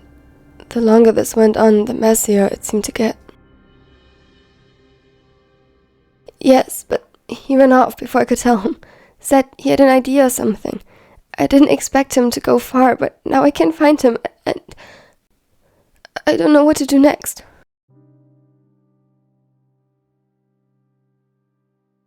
He sounded utterly distraught, like this was somehow his fault. At this moment, Sakusa just wished he could be here by his side. Motia always calmed him when everything got too much and too chaotic, and Sakusa couldn't stand to see him cry. Don't worry, we'll find him. Then can look after himself. He wouldn't do something stupid. He grabbed his phone so tight that his knuckles turned white. The unspoken words lingered in the short silence that followed as his eyes glossed over and became unfocused. New tears found their way down his cheeks. Suna wasn't that stupid, but apparently Atsumu was. And for all they knew, he had succeeded this time. A sob tore from Sakusa's throat at the thought, and instantly Eren's arms around him tightened. Have you found Atsumu? No, but he had my phone. Can you find it through the app? What? Oh, sure, of course. Why didn't we think of it sooner? I bet Lin did. Perhaps he's already with him. Sakusa clung to that small glimpse of hope as he waited. This had to work. It had to. Atsumu couldn't be... Does the bridge ring a bell? His world shattered. A bridge. Atsumu was a bridge. Sakusa refused to understand the implications of that. No. Lin is there as well. Oh, no. Now signal went off. The silence in the room was deafening. The shock resonated through their bones. Do you think he ran out of battery? It never runs out of battery.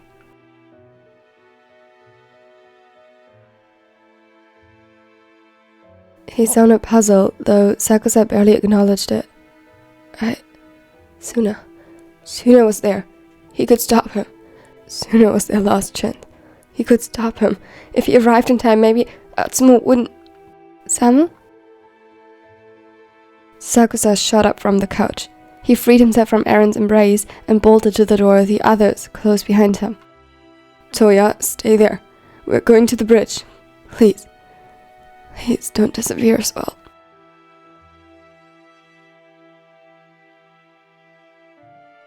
His voice broke and Sakusa understood. They had to hurry. Maybe Suna could buy them time, but they needed to stop Atsumu. He would do everything to stop him. He needed him. Kiyomi, don't worry. Suna wouldn't let this happen. His expression was grim but determined. He had to believe that. Otherwise, I was already lost.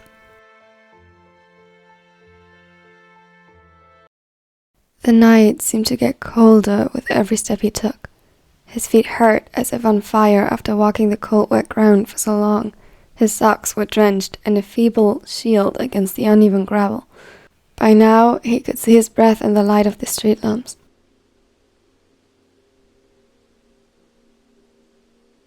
The only thing colder than the quickly dropping temperatures of the night was the blade kissing the skin on his back.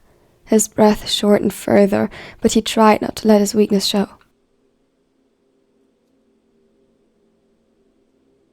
I'm sorry, beloved. The This must be so uncomfortable, but it is only for a little while. Only to make sure no one will follow us. She snuggled closer to him, almost whispering the last words in his ear, but they echoed through the empty streets regardless.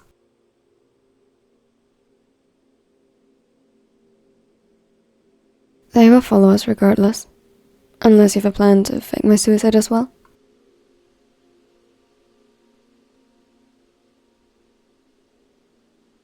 Thought so.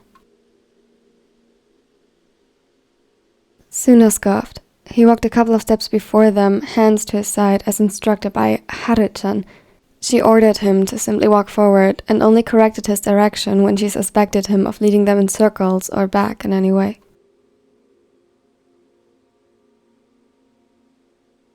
Who knows? Perhaps you were just so grief-stricken and plagued by guilt after you failed to talk your best friend and boyfriend's twin out of jumping that you couldn't bear facing them again. Suna laughed. It sounded ice cold and would make anyone's blood run cold. The gaze he threw over his shoulder was murderous. Atsumu could feel her grip on him and the blade tightening, and the pressure at his back increased ever so slightly.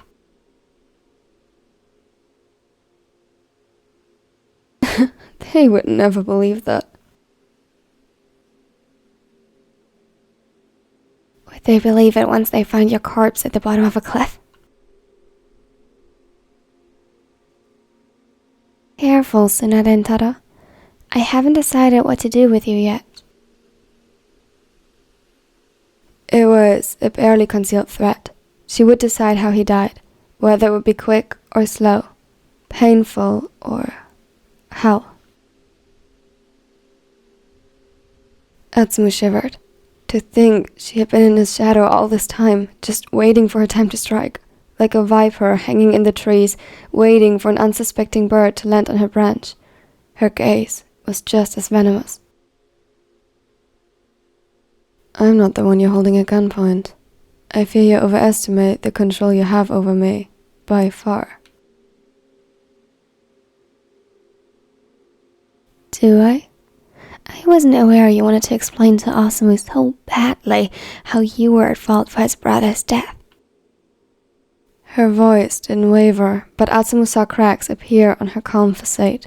The sickly sweet tone from before had been replaced by icy poison, and there was nothing left from her pretentious gentleness. Her grip felt as if it was made from iron. It was apparent that she hadn't expected Suna at the bridge. He was her biggest mistake, and her plan couldn't accommodate that. As much as she tried to pretend it did, and that she knew how to deal with this, Atsumu knew that she didn't. She was stalling. That's why she didn't instruct Suna on where to go specifically. She hadn't decided yet. The setter tried to remain calm, or rather, managed to regain some composure. Seeing the monster that has been taunting him this entire time struggle helped. The cold had cooled his heated thoughts of vengeance and hectic instincts to flee blindly. In a way, that she had taken his shoes helped. It gave him something to focus on. Just like when he tried to prevent a panic attack, the cold helped.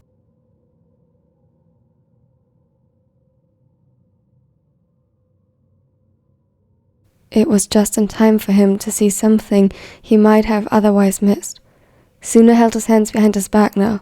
It looked natural at first glance, but then he shifted his fingers. Immediately Atsumu understood. This was their sign in high school for a left-wing attack. He had mere seconds to react. With half a step to the side, he caused Haru to stumble, and just as he leaned to the right, Suna turned around and threw something. The small object grazed past him and hit her straight in the face. He held his breath, and with one rapid movement freed his wrist from her grip and stumbled forward. Suna caught him and stabilized him before pushing him away from her.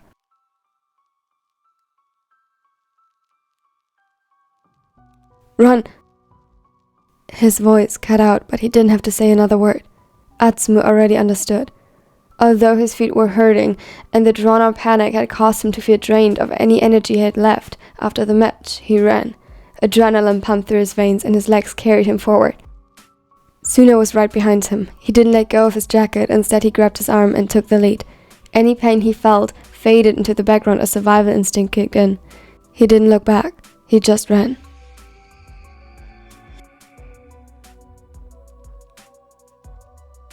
The cold air cut into the tender tissue of his lungs and throat as he sucked in the breath desperately. He could barely feel the ground beneath him anymore. What now? Your phone?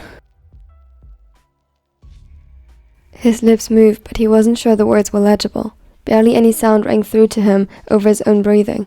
He wasn't sure if he'd slow down, if the familiar footsteps would reappear behind him, and he didn't want to know.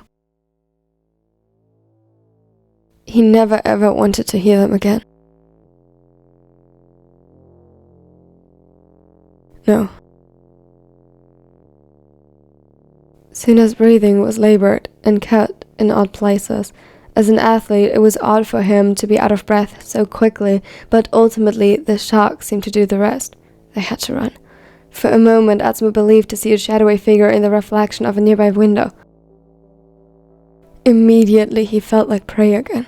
The memories of the past days tried forcing themselves into the forefront of his mind, and he struggled to keep them out.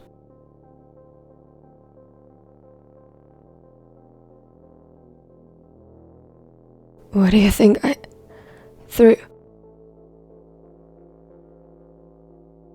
He coughed and stumbled. This time it was Atsumu catching and holding him upright. Just a little. Around the corner there is police. He held on by a thread and pushed forward. Atsumu followed his example.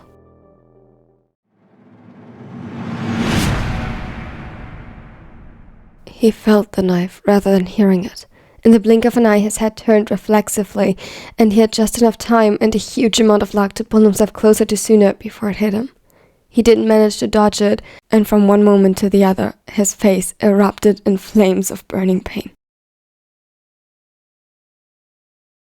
They licked over his skin as a sticky substance coated his cheeks and forehead. He was blind. His eyes shut reflexively and refused to open. He wasn't even sure they had taken the attack unscathed.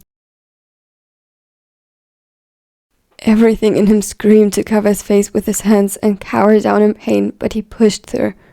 The best he could do was bring his right hand to the wound in a futile attempt to stop it, while clinging with his left to Suna as though he was the last remaining lifeline. He was.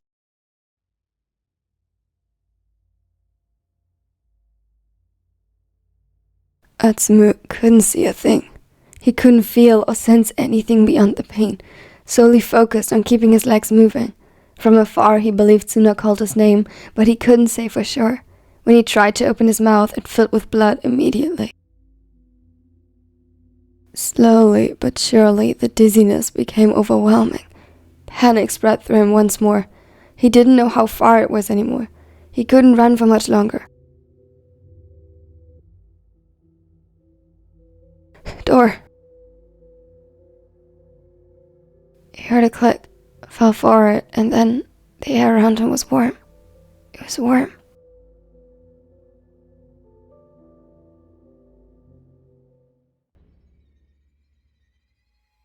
Suna burned. There was no other way to describe the pain setting his side ablaze. As soon as he had positioned himself between Atsumu and the woman, she had lodged the blade straight into his abdomen. He could hardly breathe. It hurt. It hurt. It hurt. It hurt. It hurt. It hurt. He had to move. He forced himself to move. The map. He needed to remember the map. When he studied it to find Atsumu on the bridge, he took note of a police precinct nearby. He just needed to reach it. This whole time he had guided them as close as possible, as subtly as possible. Now they needed to make a run for it, fast. That murderous girl had no intention of sparing their lives. No matter what twisted fantasy had driven her to commit these crimes, they didn't thwart her killing intent. But they were close. They could make it. The pain would be over soon. Just move.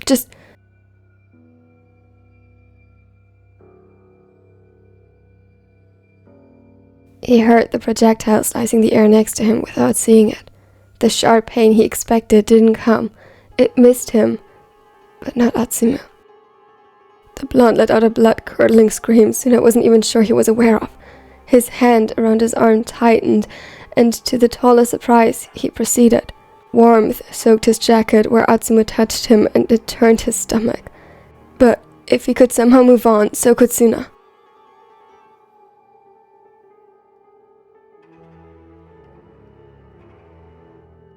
By now, the lights of the station illuminated the red on the clothes, and he could feel his heart fill with relief as he finally pressed himself against the door and it opened.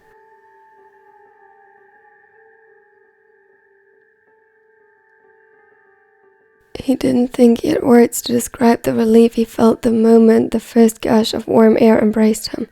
The few seconds of distraction from pushing to move, just one more step, just one step closer, was enough to have him collapse. At once, the world around him picked up speed while he seemed to fall slowly. His breathing finally stopped being so hectic, though his heart still hammered wildly in his chest.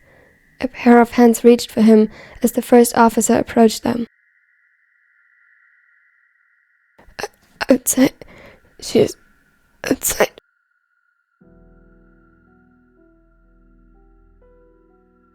He could barely string together a coherent sentence, but the officer seemed to understand. Commands filled the air, and the chaos increased. His eyes searched for Atsumu next to him. The lights flickered from all sides, blinding. He coughed. His hand, ice cold to the touch, searched for the wound in his stomach, but he couldn't reach it. He felt so sluggish. The silhouettes around him blurred, but he was pretty sure two of the officers helped Atsumu to his feet and supported him as they led him inside. He looked awful. Although blurry, Suna acknowledged his face was almost completely covered in red. He knew that the people around him tried to talk to him, but his tongue felt like lead in his mouth. Someone was ordered to call an ambulance, he believed. Another brought a red backpack of sorts, and then his shirt was lifted to inspect the wound. He felt something being tied around his middle tightly, though his consciousness was slowly fading.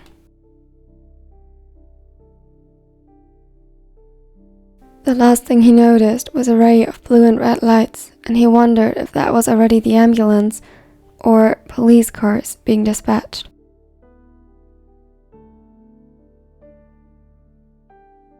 He was dead. His brother was dead. The words echoed in Asumu's mind on repeat. He didn't know what to do. His fingers felt suddenly cold and numb. When he reached to take his phone in hand, sitting on the railing, it didn't feel like he was actually touching it. Atsumu's was placed right beside his, with these stupid and horrible fox stickers plastered all over. Hot tears burned into his skin as he picked it up as well. He put his in his pocket while offering the other to Kida, standing right behind him. The other looked so pale, his skin was almost transparent. His hands were shaking as he accepted it. His movements were similarly uncertain as Asumu's, like he had lost all feelings as well. He didn't scream or sob. He was almost perfectly still as he stared at it. His eyes were wide, and within them raged a storm his body refused to convey, paralyzed by shock. The scream one might expect came from behind them, where Sakusa held onto the railing and screamed into the wind to the river below. Aaron beside him had one hand twisted into his shirt as though he feared Sakusa would jump as well if he let go. His eyes were fixated on the shoes next to the railing. Atsumu's, undeniably. Just as undeniable as the fact that a jump from this bridge would without doubt be deadly. It had lost him. Atsumu, the beloved, brother and friend, was gone. But this makes no sense. Lin, where's Lin?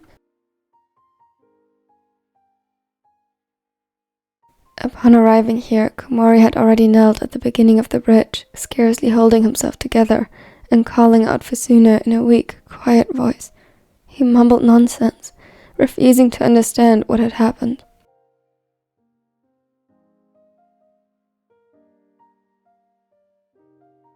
He cried, his eyes darting all over the place, searching.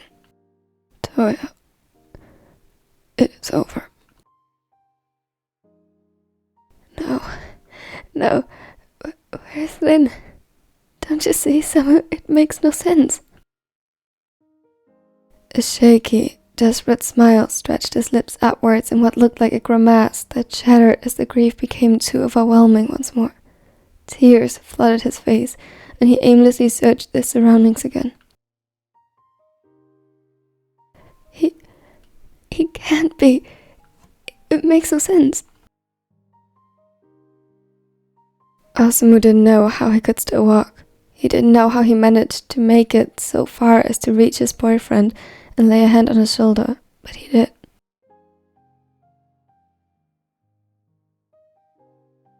We found the letters, Toya. There's no use. The words felt empty. He didn't sound like himself. He didn't feel like himself.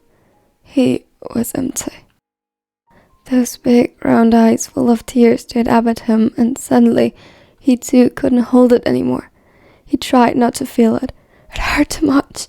He didn't feel like he could survive this. It hurt. It hurt. It hurt. It hurt. It hurt. It hurt. He was his brother. His twin. They were meant to be together forever. He never had spent a day without Atsumu. He was always there. And now he just accepted that he suddenly wasn't anymore. How was he supposed to look in the mirror after this? He would be anywhere he was as he should, but not.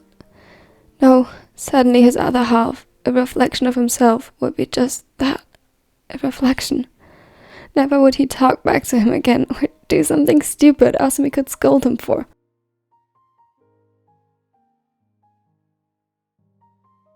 Never again would he get to see him on the court doing what he loved most, smiling brighter than the studio lights and drinking in all the attention. Never again would he be able to make him his favorite food or see him smile when he ate it. Never again would he see his eyes light up when he walked into his shop. Never again would he see his brother. He was gone. Still images and still voicemails and videos were all that was left of him. Pain. So much pain that proved how wrong he had been. Everyone here loved him so much. None of them wanted him gone. Why did he do it? He vaguely acknowledged that he screamed, that he collapsed into Komori's arms and clung to his hoodie so tightly it stretched and threatened to rip. And Komori pulled him into his arms, allowed him to hide his face against his neck and soak the soft fabric with his tears. He couldn't endure this. How could anyone expect him to move on from this? To live when his brother wouldn't?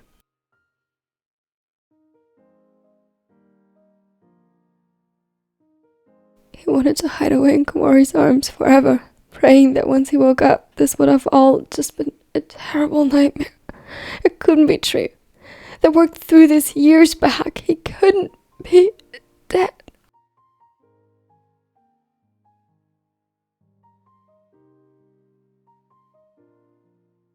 The cold seeped from the pavement into his bones from below, but he didn't care. He couldn't care less if he were to perish here on the spot. If that could take his pain away, he might just embrace it. The only thing reminding him that he had ties still attached to this world he'd never dare sever when he truly thought about it was Komori's force-beating heart, like a hummingbird caged by his ribs. When he turned his gaze to the railing again, Kida still hadn't moved, but Sakusa had collapsed into Aaron's arms, who looked seconds away from following him into despair. Would Suna and Komori be the same? If he followed his brother into death, would they be equally inconsolable, fractured, beyond repair? Would Sakusa, Eren, and Kira find the strength to go on after this? How long would it take? Months? Years? Or even decades? How long until he'd be able to move on and live again? It seemed utterly impossible without Atsumu. No, he couldn't do this without him. Atsumu, I need you.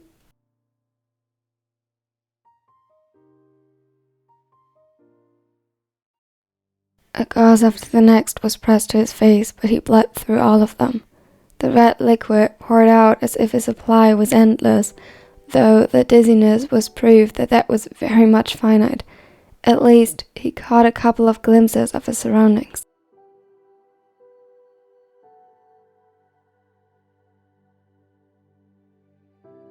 Along with the paramedics exclaiming that he was lucky his eyes hadn't been harmed directly, he finally allowed himself to be relieved.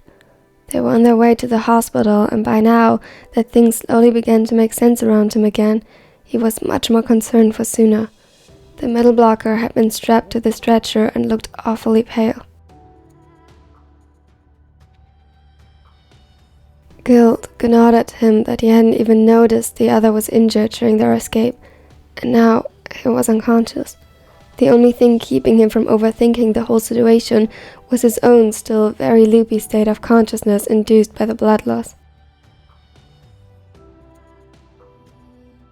He had narrowly understood that a few police officers were accompanying them to the hospital to ensure their safety, while most of the rest were dispatched to search the aggressor. He tried to tell them what he knew, but his mouth wouldn't comply with forming words, and the paramedics had ushered him into the vehicle before he knew it. As sirens rang loud through the night and sent sharp pains through his head, the paramedic before him tried to keep up the one-sided conversation to make sure he stayed awake. They seemed nice, had cool hair. It was so blue.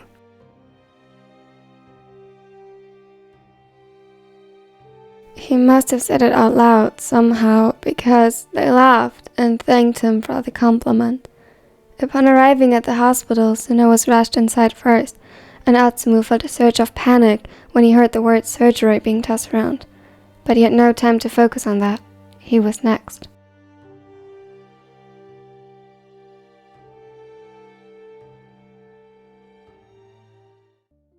Atsumu wasn't sure how much time had passed when he came to. Already during the treatment of his face had the tiredness been overwhelming despite the pain. They had stopped the bleeding with sutures and medical glue. The knife had left a large cut from his right cheek over his nose into his left brow. Luckily, his eyes weren't damaged, and the section on his nose was more superficial, making medical glue sufficient as treatment. The other sections, however, had to be stitched back together.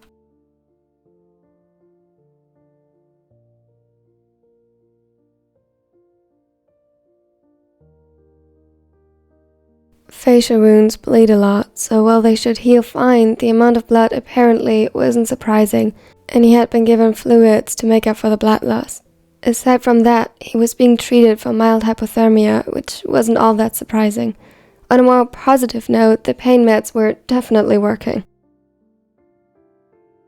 He was glad that a mild painkiller had been sufficient. The last thing he needed was for his senses to be all messed up after he was just done confirming that he hadn't been imagining things.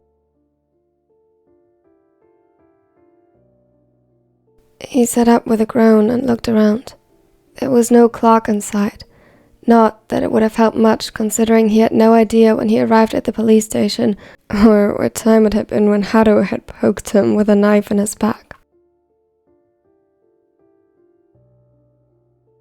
God, that all sounded insane.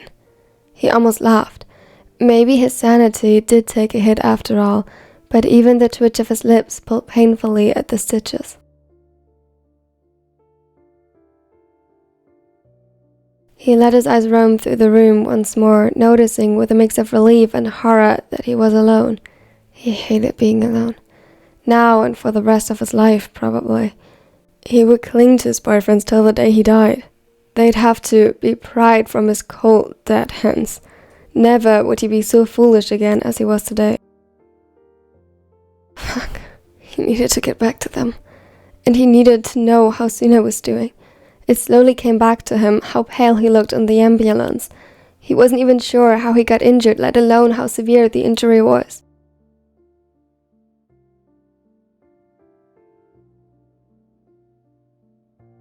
Surely it couldn't have just been the shock.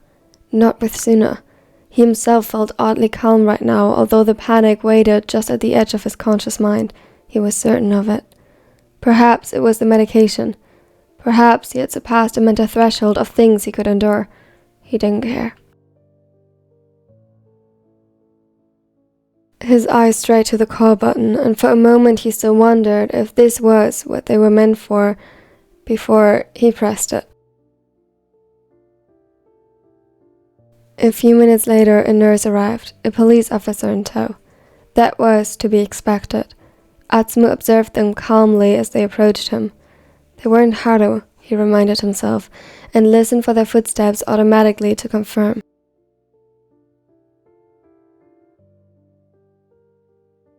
Good evening. My name is Saito. Is anything amiss? He shook his head slowly. Processing spoken words was still a bit challenging, but his brain started to catch up.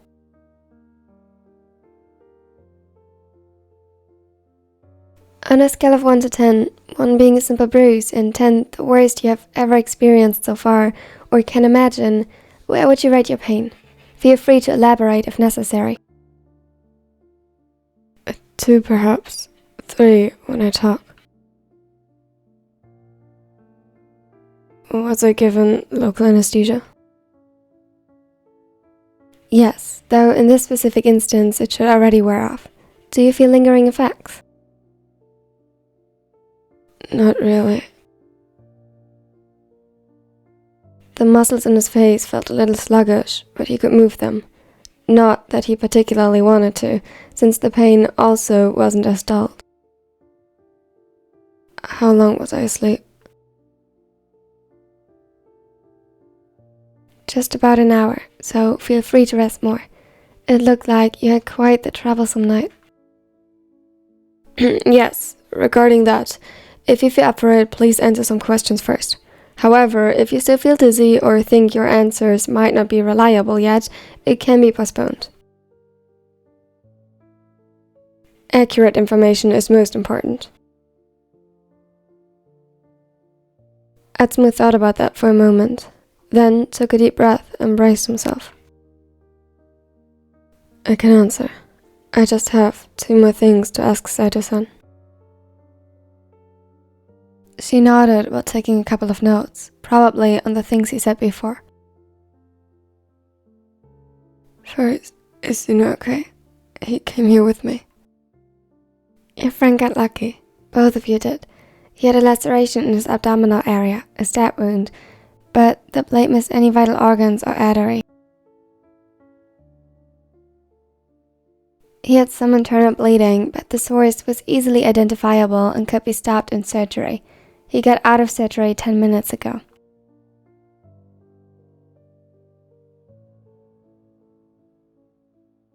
His room is under surveillance as well, so you don't have to be concerned about his security. Relief flew through his veins, but it was dull like everything else. Still, he was glad. Shocked too, but mostly glad now that he knew Suna was safe.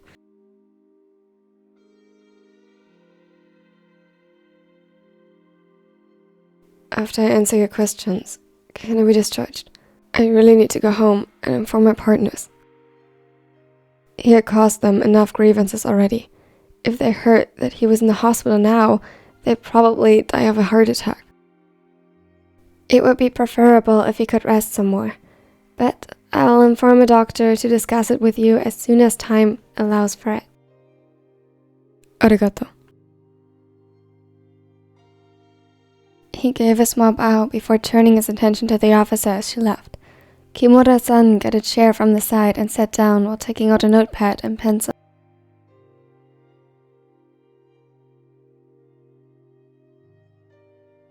Can you tell me your full name? Miya Atsumu. My friend is Tsunade Intaro. We both play volleyball professionally. You can confirm it with a Google search. She nodded and proceeded. Her eyes were stormy grey and honest. She took things at face value, he was certain. Unless he gave her reason to believe he might mean anything else by what he said, she would take it as just that. Atsumu appreciated it.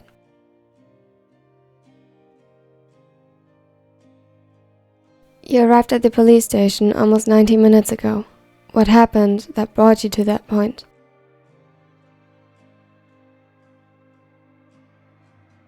So he began explaining, starting at the after-game celebration and adding what happened before when it became relevant. Some details were lost in his panic, but most was a memory so sharp it was etched into his memory probably forever. Definitely in his nightmares. Can you describe the woman? A head shorter than me, light blue eyes. She had curly hair, light as far as I could tell, and freckles. He had to pause to breathe. The memory caused him to feel nauseous again. It constantly felt as though she was just behind him, breathing down his neck. She wore a hoodie with long sleeves she used to hide the cutter. It was dark, but I believe it was pastel yellow and pink.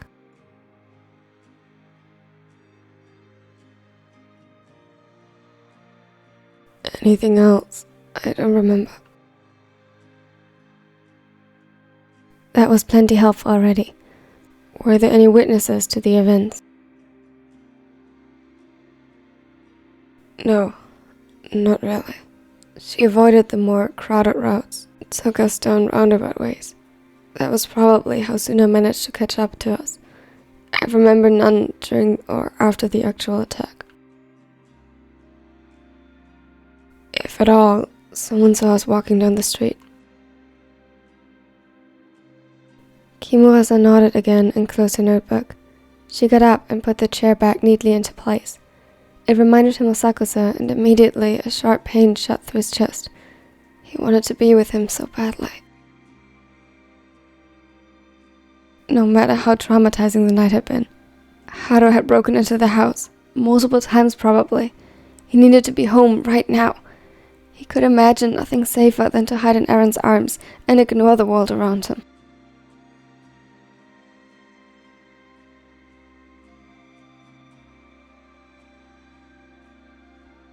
It clicked into place so suddenly he cursed his sluggish brain for not noticing sooner. His head snapped up, and for the first time since he awoke, a sensation pierced the invisible barrier. Fear.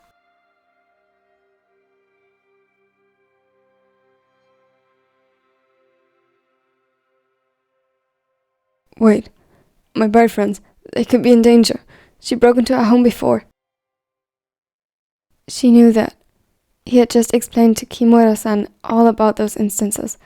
The officer halted, a serious expression on her face, and Atsumu's heart beat a bit better knowing that she was listening to him. She was taking him seriously. Your house is outside of the expected radius. However, I'll relay the information and make sure it is checked. No, I have to be there. Please, I have to go home. I need to be with them. She scanned him once more before a small smile spread on her face. I'll forward the information, and after we make sure it is safe, and if the doctor discharges you, I'll bring you home. Given everything you just told me, you'll need police protection until the threat has been dealt with. A sigh of relief escaped his throat, and he nodded. I'll be back in a moment. Grateful, he leaned back against the pillows. This was the best he could have hoped for after all of this.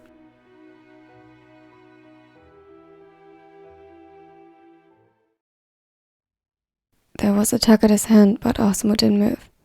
He didn't know how much time had passed, but he still didn't feel the strength to get up again. Once he had fallen to the ground, it felt as though he was glued to it. Come on. Let's at least get in the car before we all get hypothermia. Komori tried to drag him once more toward the vehicle, and this time Atsumu at least tried to comply. On shaky legs, he followed his beloved to the car and let him maneuver him into the passenger seat before setting out to get the others, starting with Kida, who was closest to him.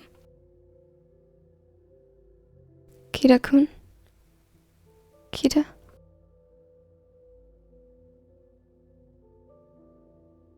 He shook him slightly by his shoulders, and as if awakened from a trance, the glassy brown eyes found his, and Komori gulped. The pain within them was unbearable to look at, but he forced himself to face it as he tried to get through to him. We need to get in the car, now. It is late. We need to get home and out of the cold. Home. He echoed the word, though it sounded hollow. New tears fell, and Komori instantly felt his own throat close up again. But before he could urge him to see reason, Kida had already turned around and set out to get the other two. We need to go home. He nudged Eren slightly in a soft attempt to get him to follow. Komori thought it would almost be impossible to convince his cousin to follow when Eren simply lifted him into his arms. They walked to their car as though they had been told to walk to their own execution. Every bit of fight seemed to have left them.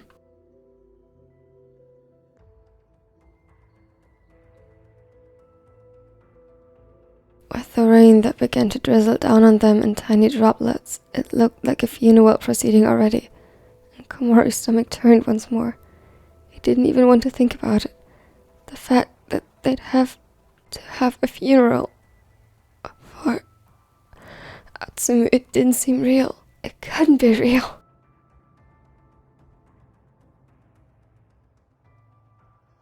He gulped on his grief forcefully. He needed to care for them. His family, both by choice and, in Sakusa's case, by blood. They had priority right now. At the car, Kida offered him the keys.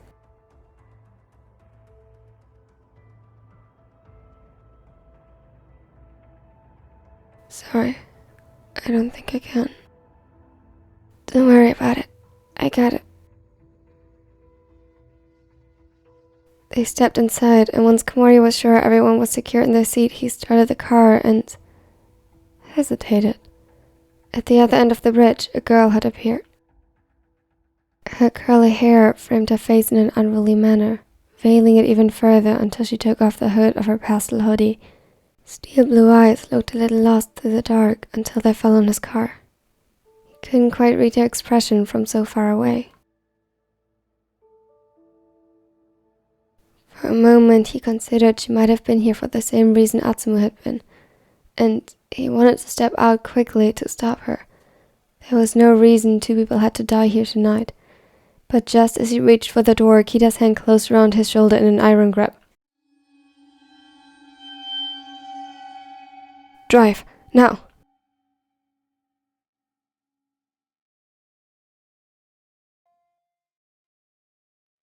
He wished to be discharged. Atsumu nodded. It had been 10 minutes before Kimura reappeared with the doctor in tow this time. After this, he definitely needed to think of a way to show her his gratitude. The 10 minutes had been enough to clear his head further and urgency to return to his mind. He needed to get home as quickly as possible. He needed to assure himself that his boyfriends were okay.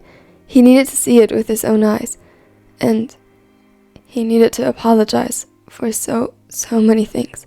Broken promises, and to Samu for Suna's injury. It got to this because of his own foolishness. How are you feeling? And please be honest. Atsumu sighed. He had to endure enough physical exams as an athlete to know that there was no use in lying and that his best chance to get out of here quickly was honesty. That was, if he didn't want to fight his way out of here against medical advice, which would look pretty bad. Still a bit dizzy. Pain's about 3 or 4 now that the anesthesia is gone, but it's bearable. I don't live alone. I have 3 partners that will take care of me. He nodded and inspected the wounds closely once more. He looked at his eyes, which shining a bright light at them. Alright, the stitching seems stable, a clear wound dressing has been applied above and secured with medical tape. Please make sure not to touch it. If you feel up to the task, and as long as you get adequate rest at home and come in for follow-ups the next days, you are free to go. For now.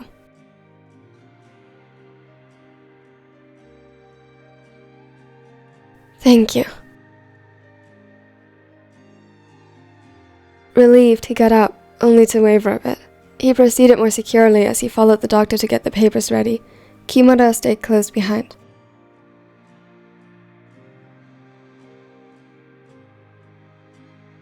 Once they were outside, Atsumu immediately tensed. He half expected the telltale steps to appear behind him, but when they did, they weren't Haru's, but Kimura's, reminding him silently that he was safe.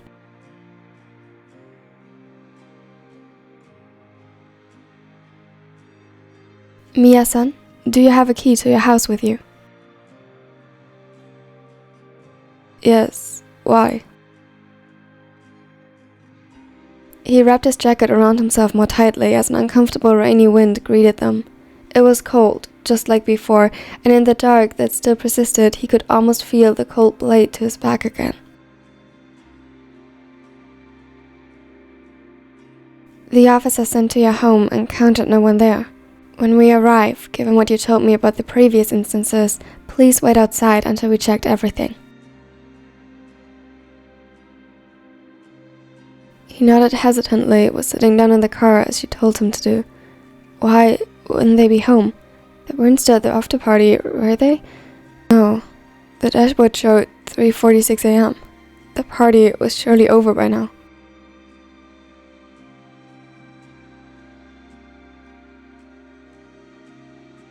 He gulped, realizing for the first time how much time had actually passed. What happened in the meanwhile that he wasn't aware of? Anxious, he watched as the dark silhouettes of the houses rushed past them, waiting for something familiar. As soon as their house came into view, he was at the edge of his seat, though his heart sank when he noticed their car was missing. Why weren't they at home by now? Were they still out searching for him? What if Haru found them first? His blood froze in his veins, and one after another horror scenario rushed through his mind as he opened the door for the officers and waited. Kimura stayed with him for his protection, for which he was again deeply grateful.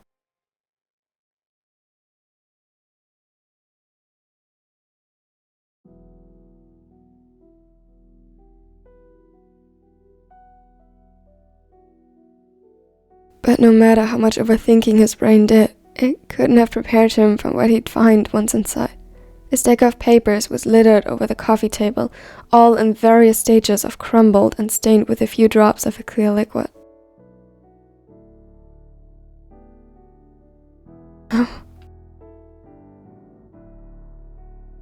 He had forgotten about that part. He had forgotten what she had planned, what she wanted them to find once they'd arrive home. Did you write these? He shook his head quickly. Haru mentioned letters. That she knew of my past, so this way no one would come searching for me. Kimura's expression grew even more grim, and immediately the letters were packed as evidence. But to Atsumu, it all happened far, far in the background. They had read them, and from what it looked like, they believed their contents. He couldn't blame them. The shock over the mere possibility probably would have made him blind to any inconsistencies as well. How far did they go? Had they found his shoes at the bridge and drawn the wrong conclusions? The ones she wanted them to come to? A new wave of panic rushed over him and his face hurt as it twisted in pain. If Haru knew where she expected them to go, would she meet them there? After her plan failed, was she out for vengeance?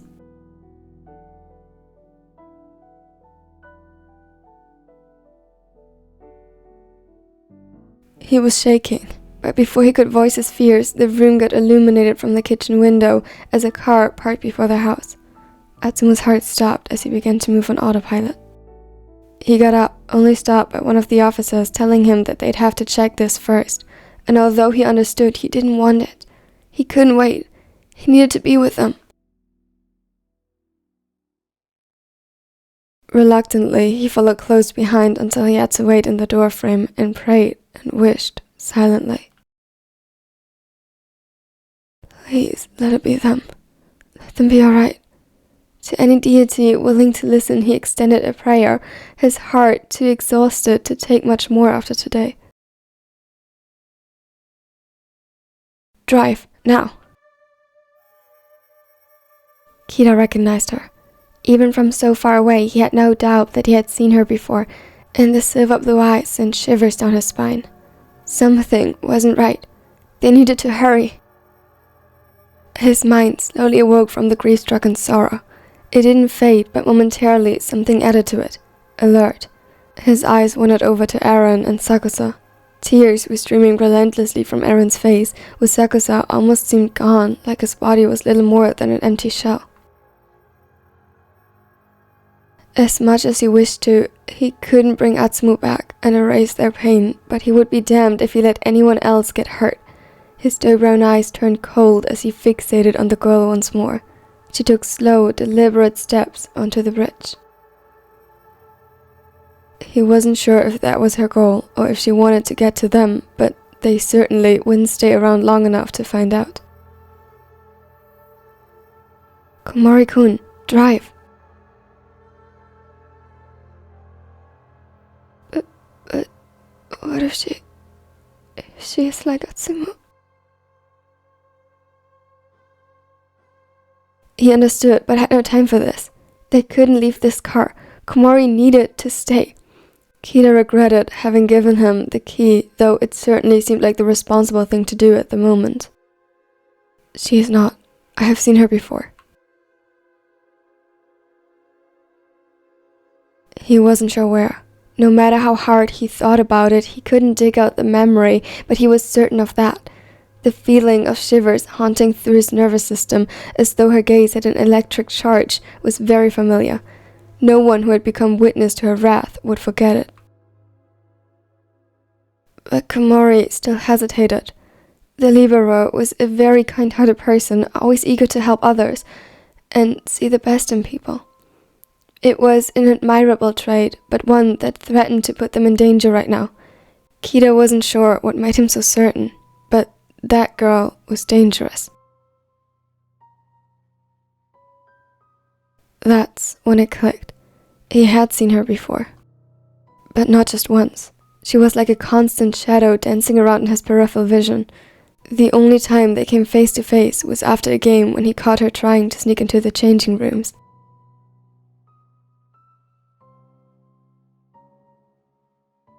Shortly after, there were a few odd occurrences throughout his day. His grandma might have attributed it to a curse placed upon him by a malevolent spirit he angered. He didn't think much of it at the time and proceeded as he usually would. If something went wrong, he fixed it.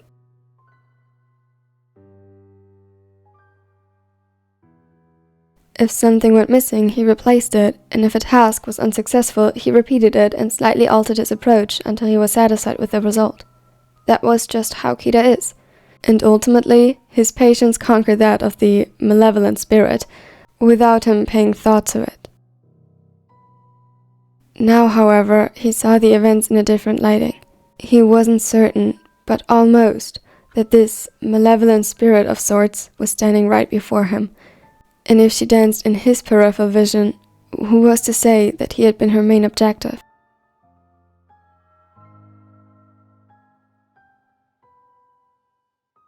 Komori, if anyone was involved with what happened tonight, I think the chances are high it was her.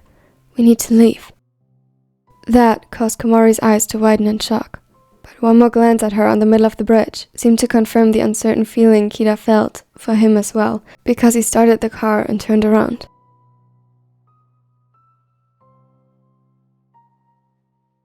Kida watched her vanish in the distance in the side mirror to make sure she wouldn't follow them. And maybe, just maybe to be certain she wouldn't suddenly grow a foxtail or spider legs like a Yorogum. It was silly, of course, but watching her disappear in the distance was reassuring.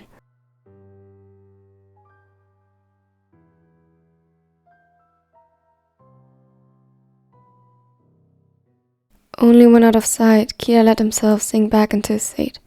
While he was certainly glad to leave her behind, he came to quickly miss the distraction.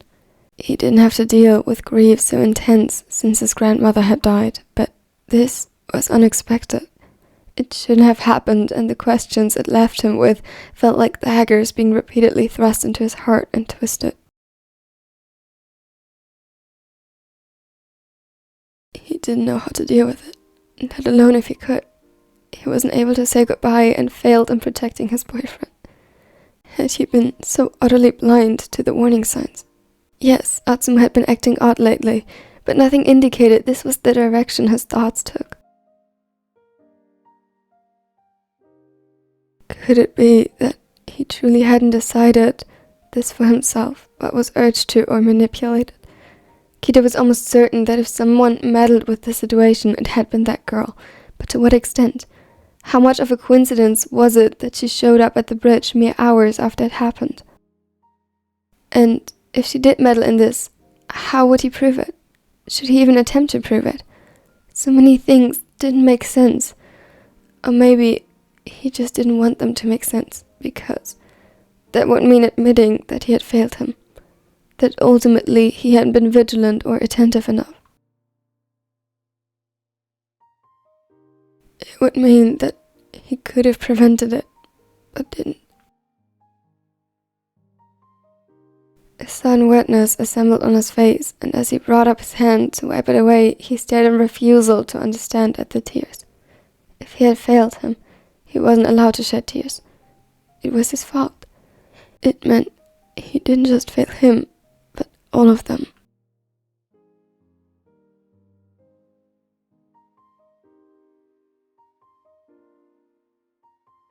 He was torn out of his thoughts by Komori once more as the smaller turned around the corner to the street. What is the police doing here?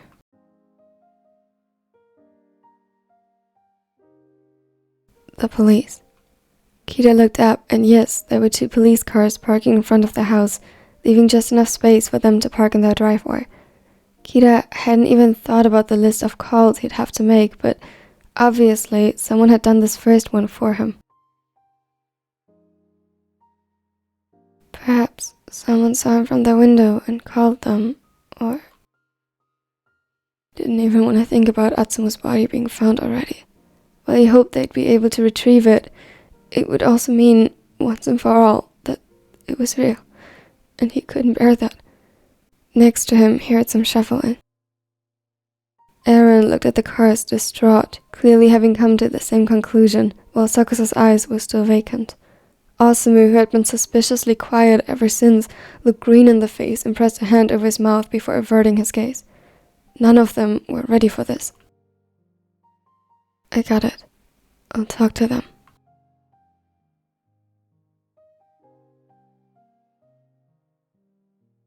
He stepped out of the car mechanically. He heard the others getting out of the car behind him slowly, hesitant. He took the lead, although he wasn't sure he could take the news. Excuse me, sir? Can you identify yourself? He nodded slowly and pulled his ID from his pocket. I'm Kida Shinsko. I live here.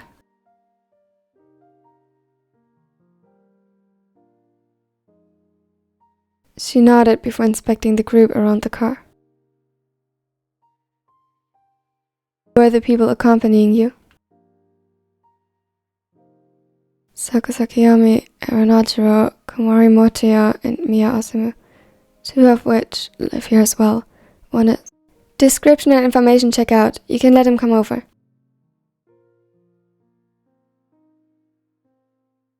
Confused, he stared at her when suddenly the door opened and someone stepped outside. Kida saw him, but his brain seemed to malfunction. He was sure he was seeing Atsumu, but that was impossible. He couldn't be here. He must be hallucinating. Shinsaku!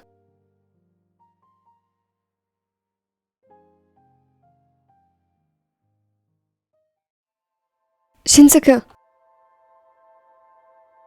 Atsumu didn't hesitate. As soon as he was given the okay, he rushed out the door, his panic only subsiding once he saw them unharmed before him. His eyes scanned them for any slices or cuts, any hints they might have made contact with a blade as he did.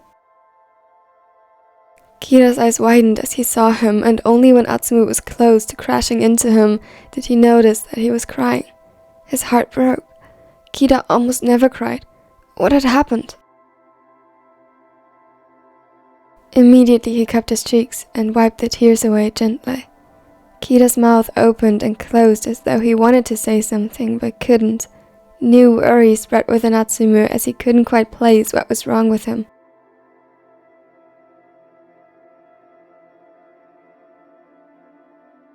Shin, are you okay? What is going on?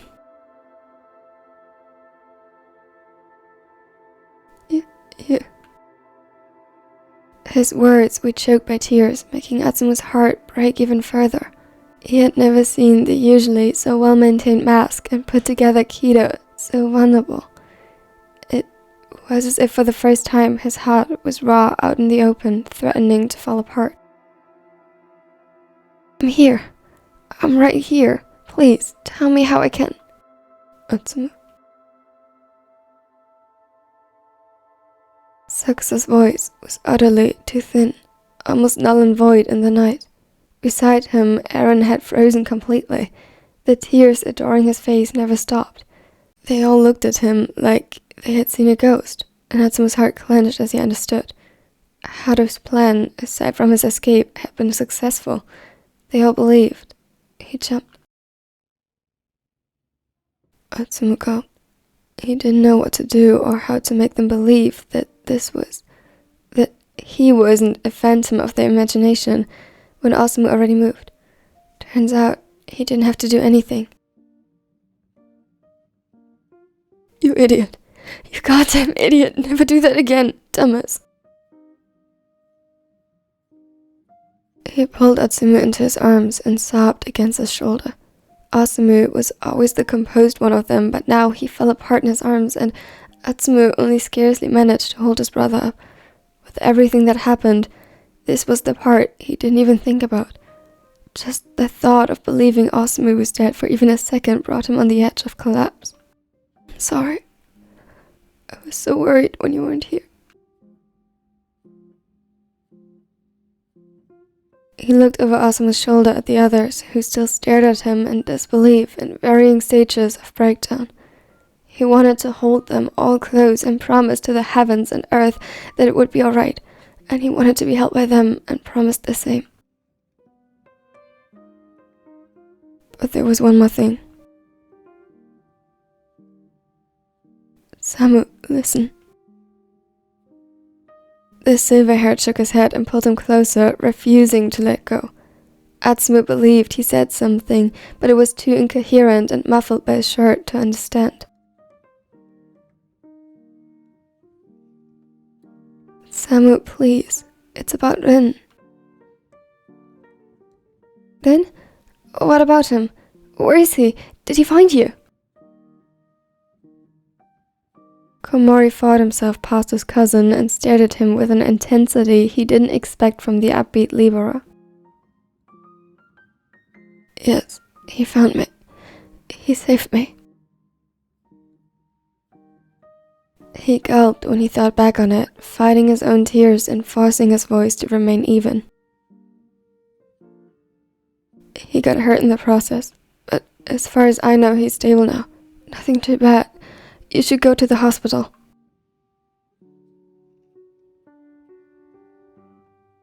Hospital? Komori clasped his hand over his mouth, and Atsumu could see the panic rising in his eyes again. Osamu, too, wasn't unaffected, but when he looked up, Atsumu could see the conflict in his eyes and understood.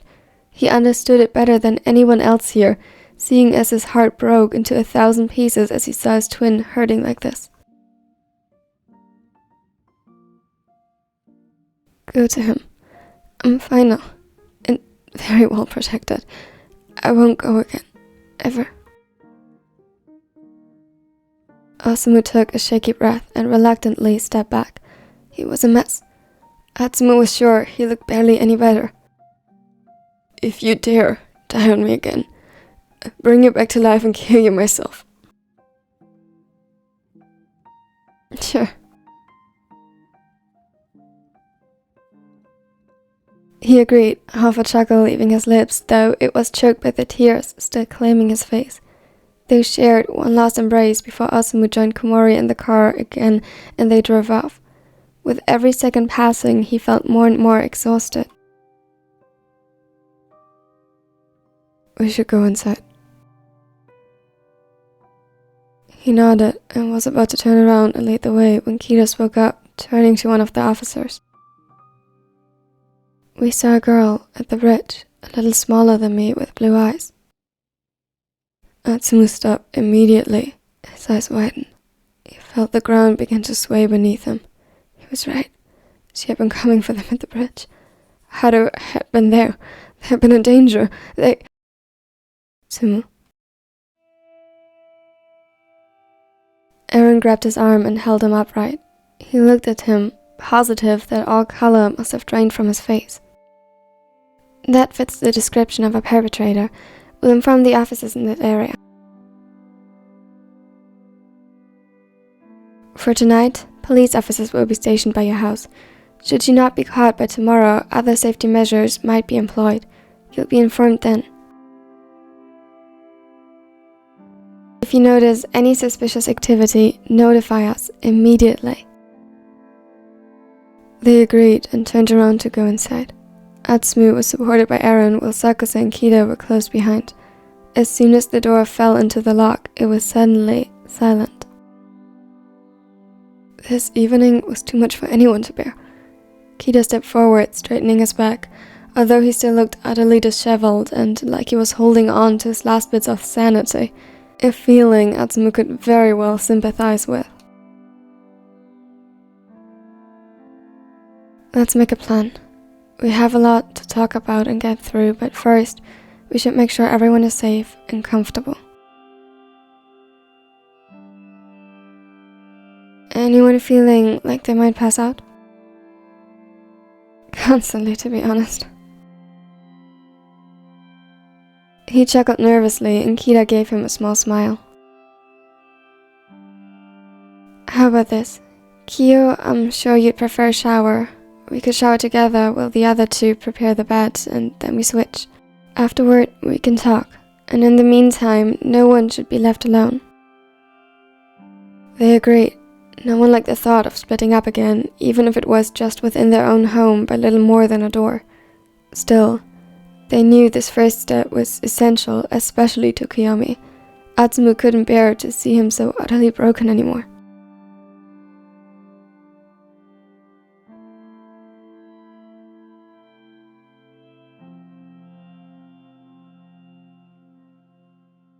He was so quiet, too, and looked like he was about to vomit, which, judging by how quickly he rushed to the bathroom mere minutes later, he did. When he and Kida returned, he looked a little better. At least, he wasn't as pale as the sheets anymore, and the shower seemed to have helped. Atsumu wished nothing more than to pull him into his arms and comfort him, but he didn't want to destroy the comfort he gained by being clean, so he followed Eren to shower next. He had to be careful with the wounds, but the other helped him, to which he was immensely grateful. By the time they were all reassembled in the bedroom, some life had returned to Sakusa, and he immediately pulled him onto the bed to inspect his wounds. What do you say? Will the scar look cool? He grinned slightly, and it earned him a smack on his shoulder. He could tell how worried Sakusa still was by the light, almost non-existent impact. I'm okay now, love. I'll be fine as long as you don't leave me. Sakusa's eyes widened a fraction and he pulled Atsumu to his chest as he leaned back. Never. For a moment, it was just that. They lay cuddled up together on the bed. Sakusa had rested his chin on Atsumu's hair, Kida held his left hand tightly in his, and Eren had an arm around him and Sakusa.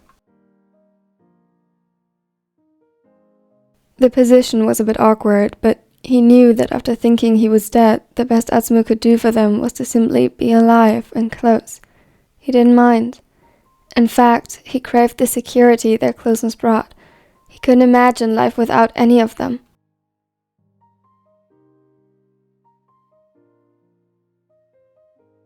I'm sorry. I was stupid.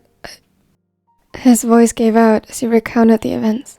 The adrenaline had worn off completely, and slowly the shock of what happened settled in. The realization that he almost died, that they could have died, crashed down on him. All the times it was so close. It wasn't just today. Hado had been in here twice, and could have killed any one of them in their sleep. Can you tell us what happened?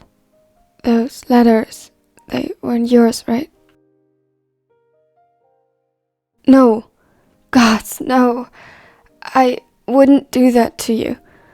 Not like that. Never like that again.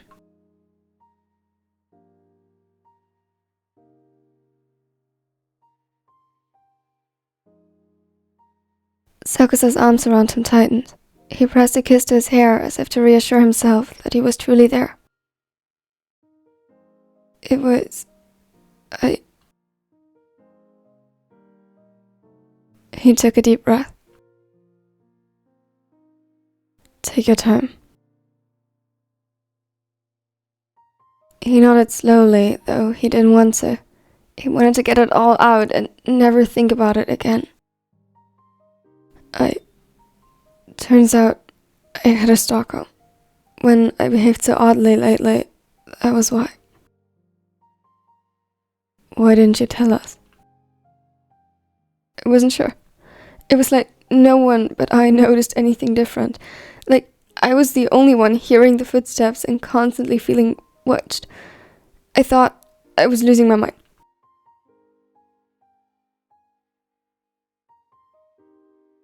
When I slept in the guest bedroom, there was a knocking on the window, despite it being so high up. Of course I thought it was my mind playing tricks on me. But it wasn't. It was that girl, wasn't it? Atsumu flinched, but nodded. The night you screamed. That was her too. She was here. I was just getting myself a glass of water and suddenly she stood there in the dark, watching me. And then she walked toward me and I lost it. He shuddered. The memory was etched into his brain, every little detail. He couldn't unsee it. You saw me that night. Said it yourself. It didn't look like anyone broke in. Of course, I thought I was hallucinating. I was already so exhausted and worn down. I couldn't help but think it was all just in my head. He hadn't even noticed that he was crying again until Eren reached out to gently wipe his tears away. What made you think otherwise? My phone. I hadn't forgotten it. It was gone. She took it the night before I went to Atsumu. I couldn't just make that up. Or at least, now I had a way to prove whether I did or not. I'm sorry. I promised to talk to you after the game, but then... What happened? He gulped. This was the worst part. The pinnacle of his own idiocy. They had every right to be mad. It was driving me insane. I had to prove to myself that I wasn't crazy, so when I stepped outside, I didn't call Ma. I called my own phone. I wanted to confront her. You did what? I know. Believe me, I know. I didn't think any further. I just wanted it all to end. I was desperate. I recorded our conversation, but... Oh, it's on Samu's phone. I need to tell him to send it to the police. I'll text him. You continue. He nodded and snuggled up closer to Eren and Sakusa again as Kida let go of his hand. It felt cold now.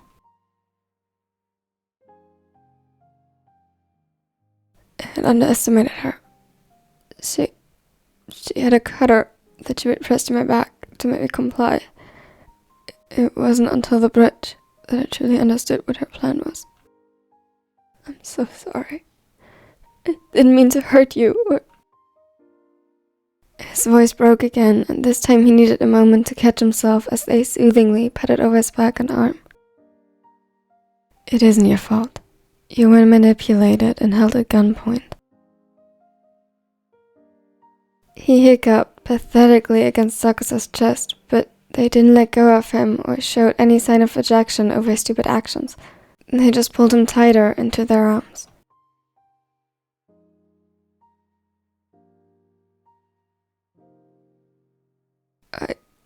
I thought if I left the phone there, like she wanted me to, then someone would find the recording and know that I'm not dead. Someone would rescue me eventually. It just had to hold out and endure.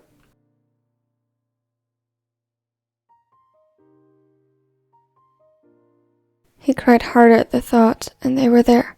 They caught him. And then Suna showed up. He nodded. He must have tracked someone's phone. He arrived just in time, but now we were both hostages. I don't know how exactly, but Suna manipulated her into guiding us close to a police station. He threw something at her and we ran. He got stabbed protecting me and I was hit in the face when she threw the cutter, but we made it to the station. They brought us to the hospital, but seeing as my wounds weren't as severe, I was released. I wanted to come home. I worried she'd come after you. But then you weren't here and I saw the letters and I... Shh, it's okay. We are all together again. And safe. It's okay. He pulled Eren closer in a desperate attempt to chase after the feeling of safety. I'm sorry. We got you. You are safe. Atsumu turned the recording over to the police. Suna's fine. He's still asleep, but everything indicates that there won't be any further complications. Relief washed over him, and having told the story, he suddenly felt extremely tired.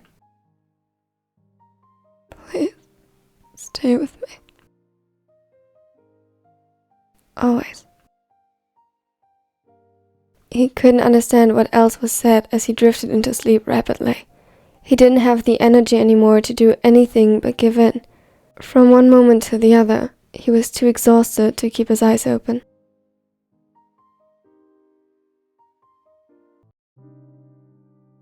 Komori felt his heart pounding in his chest. His hand clutched tightly around Asumu's wrist as he pulled him back to the car. The younger Mia was trembling, still shaken up about the whole event. He glanced back to his brother over and over again until the door to the passenger side closed and they were out of sight. He let out a long, shaky breath and partially collapsed in on himself. The stray tears ran down his cheeks silently this time and less frequent. At the next red light, Komori paused before reaching out to wipe one away gently.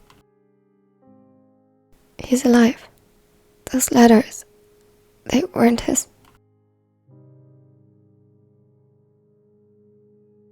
We don't know that for sure. Yes, we do. He turned his attention back to the road and straightened his back. The way he acted, his injury, what he said and the police officers, it wouldn't make sense if that really happened his intention. And then, How would he get injured so badly that he would have to stay at the hospital if he just prevented him to jump? Why wouldn't they have just stayed at the bridge and waited for us? Atsumu didn't reply. His gaze was focused on the passing city outside the window. Samu, it'll be okay. He'll be fine. The Tala gave him a small nod, coaxing a smile from the libero as relief settled around his heart. It didn't last. As they arrived at the hospital, he felt anxiety overtake him once more and held onto Asumu's hand tightly as they rushed inside. A nurse pointed them to Suna's room and they quickly followed his instructions. It took Komori's breath away when they finally saw him. He was still unconscious, a little pale, but not much more than usual. The libero pushed one of the chairs to his bedside, sat down and took his hand.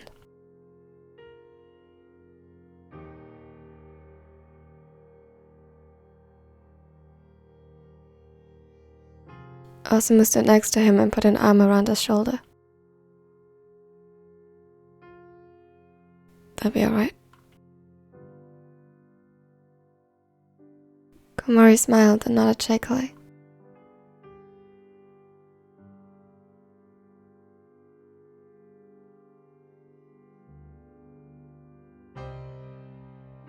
By the time Dr. Suzuki entered the room and introduced themselves, Komori had to be woken up from a restless slumber he had fallen into. Atsumu chuckled slightly at the sight of his sleepy boyfriend.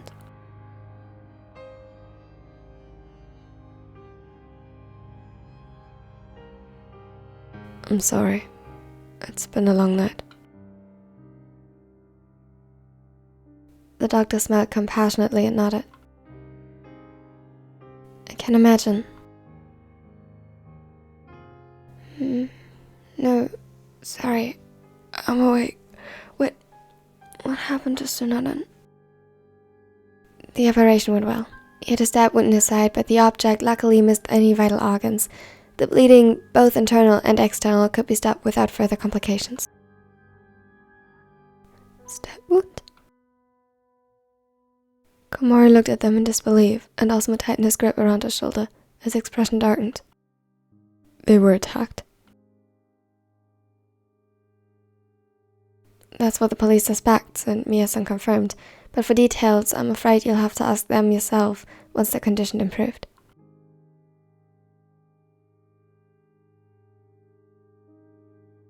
Atsumu nodded slowly.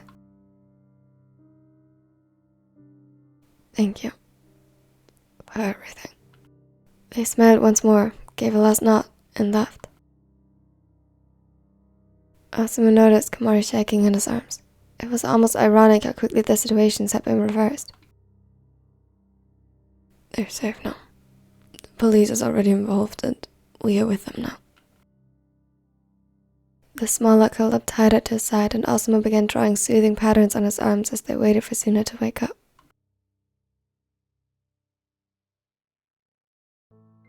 When Atsumu awoke again, it was still dark outside, though something didn't feel quite right. He blinked, his eyes fighting to get used to the darkness. The only light source stemmed from the window. Someone had pushed the curtains aside. He felt sticky with sweat, although the room was cold. An icy breeze entered through the window. At once, Atsumu was awake, and nausea turned his stomach. It was just like 2 nights back, the guest bedroom window. His eyes widened and he searched the darkness around him, panic rising like acid within his chest. A small, cold chuckle alerted him to the presence that shouldn't be there. Her steel blue eyes seemed to almost glow in the dark as she moved out of the shadow of the furthest corner of the room. She smiled, sickly sweet. You didn't think my plan was that flawed, did you? Atsumu, you're foolish.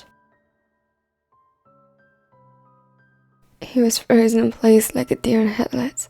His breathing went rigid, and he reached blindly for the others around him to wake them, as well alerting them to the danger lurking right in front of them. That seemed to amuse her. Her smile widened, but she didn't say anything as she let him figure it out himself. His breath caught in his throat as he felt how cold their skin was. The sticky substance coating his skin wasn't sweat. He screamed as he recognized the red of blood and turned around to reach for them. No. No, please, don't.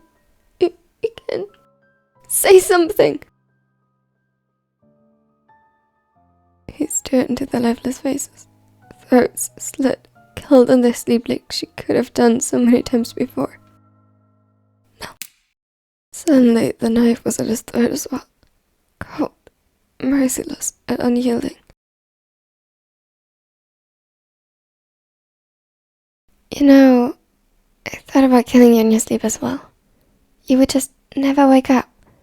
Wouldn't that have been blissful? But surely, you want to say goodbye, don't you? I'm sorry. The last word had barely left his mouth when pain exploded from his neck and the world went dark.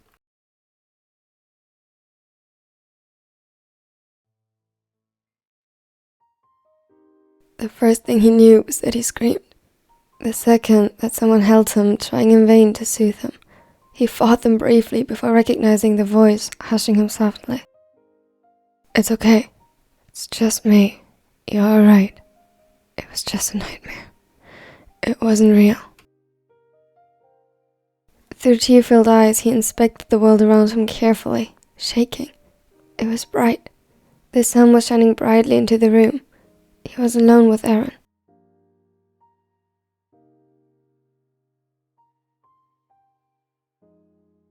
Where? Picking up some takeout. Your favorite. They are alright too. His eyes widened and snapped up at Eren, but before he could even formulate the question, Eren smiled, gently cupped his cheek, and answered as he let his thumb run soothingly over his cheek. They caught her. Haruki. She was caught. There is nothing you have to be afraid of anymore. You are safe. He sniffled. His eyes were still filled with disbelief. He couldn't quite process it. Instead, he hit against Eren's chest again, unwilling to give up on the comfort it brought. He needed it, clung to him like a lifeline, and Eren indulged him. He rocked them gently until Atsumu had calmed and soothingly patted over his back while whispering soft promises into his hair.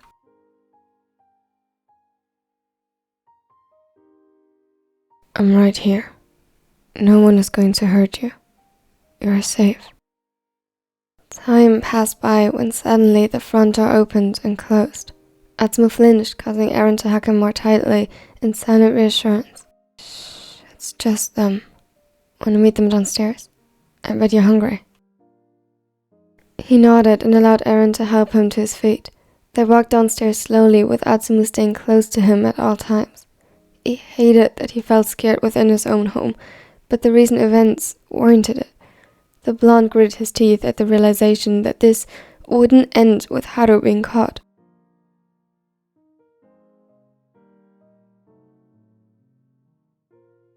He still felt exhausted, despite having evidently slept for hours.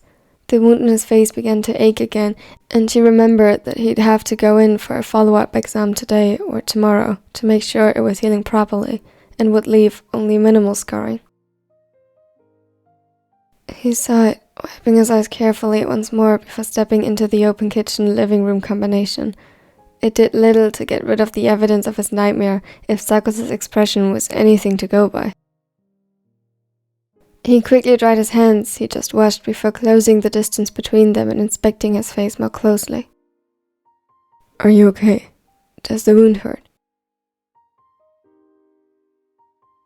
Only a little. I had a nightmare, that's all. Sakusa sighed in relief, though his brows remained furrowed, and he didn't stop tracing the cut with his eyes and closely inspecting the wound dressing to make sure it was still in place. If you feel warm or notice any swelling, you tell me, okay? Of course. He gave a weak smile to the raven, only relaxing when Sakusa pulled him in to place a soft kiss on the unwounded side of his forehead and smiled gently upon separating. It was his way of saying, "You'll be fine, I promise." He gave him a shaky smile back, but when Sakusa turned around to set the table, Atsumu closed his hand around his and hid his face against his shoulder.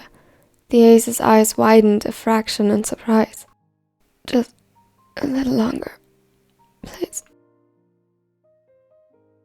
He gulped, but Sakusa, after exchanging a quick glance with Eren, stayed. He turned around to take him into his arms properly and soothingly patted over his back. Atsumu could feel the life pulsing beneath his skin, could feel the warmth radiating from him, proving that Sakusa was alive. There was no red tainting his throat, and his eyes were full of worry and care instead of vacant and empty. "She killed you. In my nightmare, she killed you." The embrace tightened, and behind them he could hear the clatter of dishes coming to a momentary halt. All of them knew very well what it felt like to believe you have lost a loved one, better than even Atsumu did.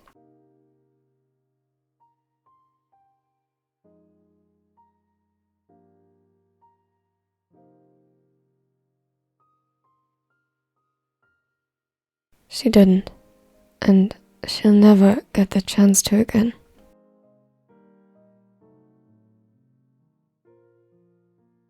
Atsumu nodded weakly. A few tears escaped his eyes regardless, and he hid against Sakusa's neck. "But she could have. She was here at least twice. And we didn't even know. Or because I didn't say anything."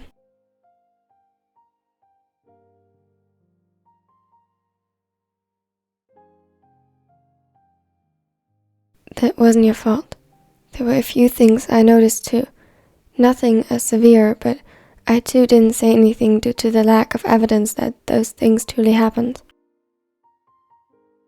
When I thought something was out of place, I attributed it to one of you having moved it or my own forgetfulness. It's a logical response in the absence of further proof." Kida calmly elaborated his explanation, though Atsumu could see the same guilt he was battling reflected in Kida's eyes. He placed the food on the table without addressing it further. "And neither of you is at fault for not noticing the lengths she was willing to go to. Even with everything considered, you couldn't know she would go so far." Eren took Atsumu's hand and gently coaxed him out of hiding and toward the table to eat. For a moment, they just silently turned their attention to the meal and enjoying the familiar comfort it brought. A noise from the kitchen window that turned out to be nothing more than a bird caused Atsumu to flinch violently. It startled the others, and immediately Sakusa, who sat next to him, placed a calming hand on his shoulder. "Sorry. I'm sorry, it's nothing." He tried calming himself with a deep breath, but it was as if his body was locked in a panic response, and underneath all he felt was frustration that even something so little could cause him to go into fight or flight. "Atsumu, yes, I know. It's just a bird, I know. He let his chopsticks fall and rested his head in his hands, hiding his face. Shame filled his system, and he felt hot tears assembling anew. He hated this. Every bit made him cry like he had lost every control he ever had. "I mean, it's okay." No, it's not. I hate this." He fought to get the words out clearly, fought the tears threatening to overwhelm him once more. "Atsumu, your reaction is completely normal after everything that happened. No one expects you to be fine after that." All he could do was sniffle and fight the hiccups and sobs clawing at his throat. There was so much he wanted to say, but couldn't. Sakusa squeezed his shoulder more tightly to ground him, and he tried to focus on that instead. "It's not going to be easy, but you can trust us to help you." Of course he trusted them. Of course. There was no one he trusted more. He needed them. "That means also trusting us with how you feel, and trust that we won't think less of you because of it, or think you are weak. We won't. We know this is normal and okay, no matter how long it takes. Oh, that was different. If you ever feel observed again, or scared, tell us. We won't think you are crazy, just like you don't think my need to clean makes me crazy, but I know that takes time. It took me months to believe you when you said that you don't think less of me because of it, or that I wasn't a burden to you. But she's gone. She won't be. Yes, she's gone. She won't hurt you ever again, but she has for a long time. Your body has gotten used to being cautious. That helped you survive, and therefore unlearning it will be hard, and there's nothing wrong with that. It didn't help him at all. In the end, he still behaved like an idiot and caused them all unnecessary pain. A bitter taste filled his mouth. Atsumu, what are you thinking? He took a deep breath. A tiny part of him did its best to scream loudly to stop him, that they would leave him, but he silenced it. He wanted to trust them and believe their words. I think it didn't help me survive at all. That it hurt us by acting stupid. You couldn't. I know I couldn't know how far she would go, but the results remain the same. The result is that we are all alive and she is gone. I agree it wasn't smart, and I wished you had never put yourself in such danger, but for all we know, it might have gone on indefinitely if you didn't. He hadn't thought about it that way. A tiny bit of the guilt seemed to lift from his shoulders, and he finally lifted his head to look at Kira through teary eyes. So you're not mad? Kira's eyes widened a fraction before a soft smile spread on his face, and he shook his head. No, I'm not mad. I was never mad at you. Aaron nodded in agreement, and Sakusa let his hand wander down to take Atsumu's in his. If I ever was angry, then because I was so worried, and never would I have been angry at you for this. I'm sorry. I didn't mean to worry you. You didn't make us worry. There's nothing you'd have to apologize for now. We were worried because we love you and someone tried to hurt you. Tell me, what part of that is supposed to be your fault? He remained silent, and Sakusa squeezed his hand in reassurance. I'm not saying your choices were always perfect or the only option. I wish you would have confided in us sooner, but I understand why you made them. I won't blame you for panicking, and ultimately, what is done is done. We can only work on what lies ahead. Atsumu sobbed quietly as Sakusa pulled him into his arms again. They remained like that for a moment before Aaron brought their attention back to the food and talked about lighter topics again.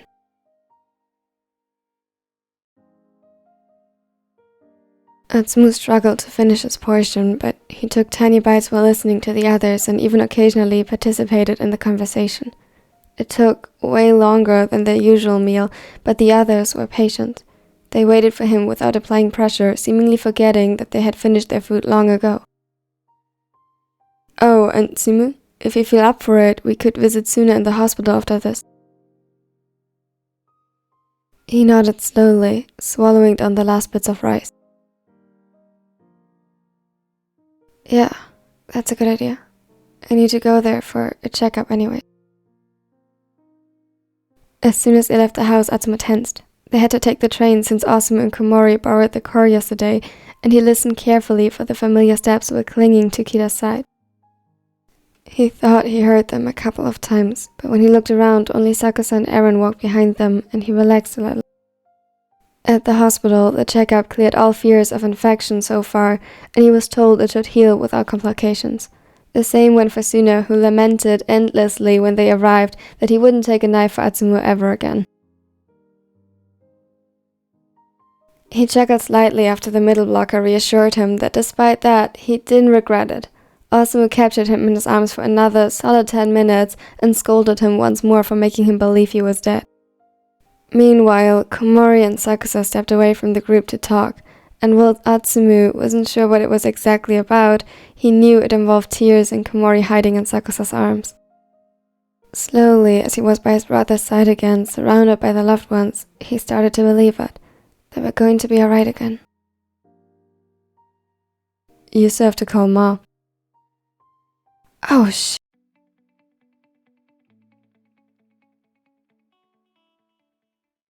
Atsumu watched Atsumu and Tsunabaker and their usual light-hearted teasing. The blonde was still on edge, and he saw it in every time he flinched when a sudden noise interrupted the atmosphere.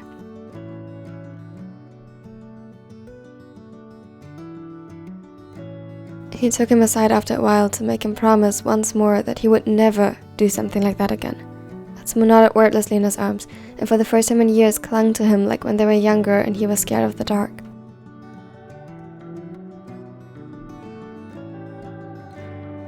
I won't let this happen to you again. Just talk to me.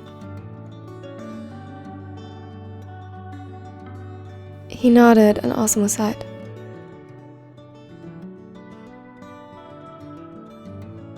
I guess I better call Ma now.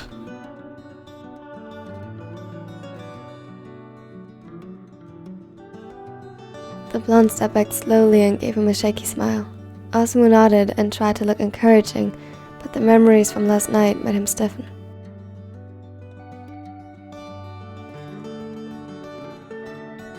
The setter noticed and nudged aside. Wanna come with me? I bet your jerk haven't called her in forever. He huffed, but his smile betrayed his relief at the request. Mind you, other than a certain someone, my favorite hobby isn't making my family worry. Of course I call her. They bickered as they walked outside until they heard the call being accepted. Hey Ma. Oris, you aren't fighting again, are you? Of course not, Ma. Yeah, Tsumu's just being an idiot again. He heard a sigh of loving exasperation from the other end of the line as his mother chastised him gently. Mia Osamu, be nice to your brother. And Atsumu, how come you only call now? I watched the game yesterday and you looked rather pale on TV. Don't tell me you were sick and they made you play anyway. No, Ma, Coach would never let me. He elbowed Atsumu in the side, who raised an eyebrow skeptically as if that would stop you.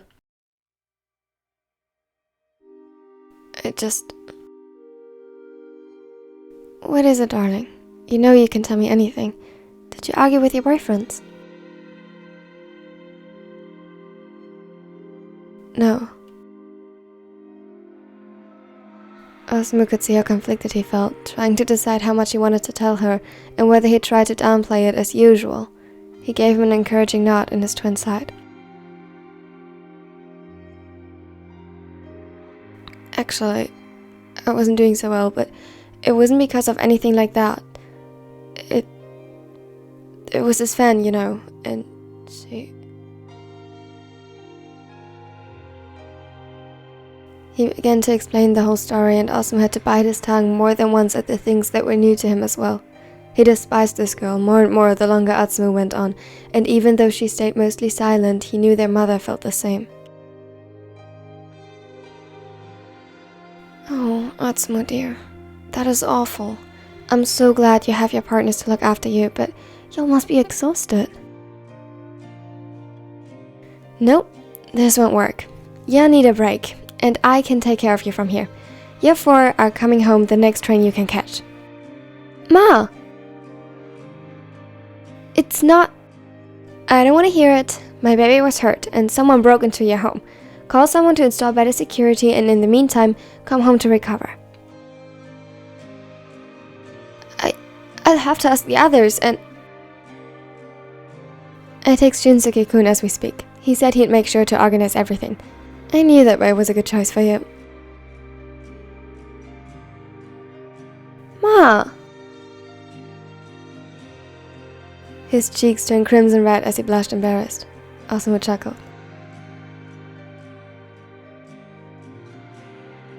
Don't you think you're off the hook, Atsumu? Rin got hurt, and if you think for a moment you can convince me that all is fine after that, I'll be seriously offended.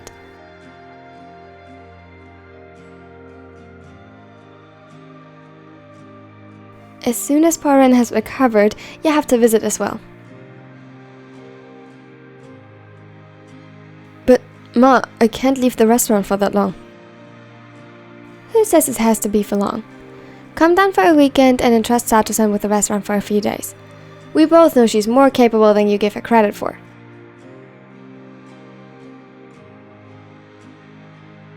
What? I know she's capable, that's why I hired her. Then you can make time. You need to let go from time to time, Buttercup.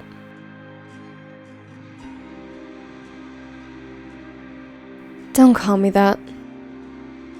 Now Atsumu was laughing. It was useless anyway. The mother knew they needed a break and she would see to them taking it. There was no use in arguing with her. It was simply unfortunate that they had inherited her stubbornness. Okay, Ma.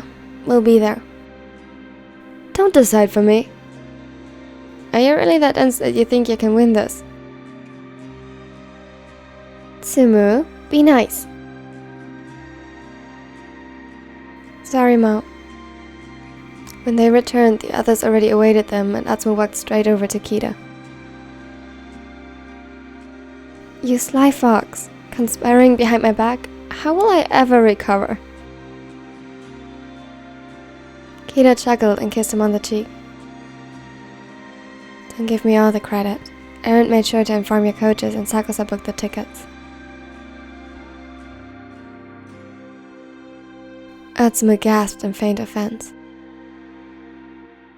You are all traitors.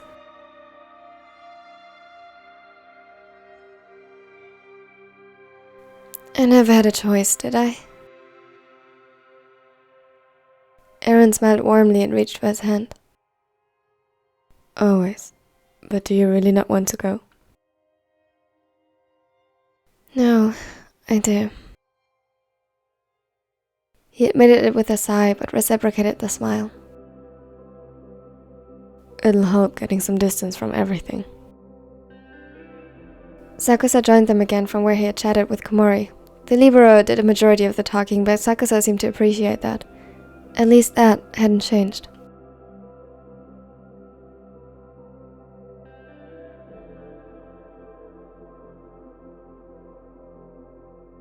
Thank you so much for watching to the end. It really means a lot to me. Thank you so much, and don't forget to like and subscribe if you don't want to miss out on any future parts, or, to support this channel. It would really help me out a lot. The alternative ending will get posted very soon, soon as I recover from the surgery. Thank you for those who support me in that. I've been having a really rough time with hate comments recently on my second channel, so I really appreciate all your support. It means a lot to me. A special thanks as always goes out to my new Nickos, especially Heartslayer Gaming, Theeny Weeb, and Weewoo, who just joined. Thank you so much for being here. Here are my other social media. I would really appreciate if you could check out my other channel where I keep you updated on my surgery and the whole journey. And now, here's more content. I hope you liked it. Tell me your favorite part in the comments. And now, have a wonderful and amazing day. Grow hard about what you want to be. Step 4. Everybody just do your thing. Wake up, today's gonna be a good day. Wake up, today's gonna be a good day. Wake up.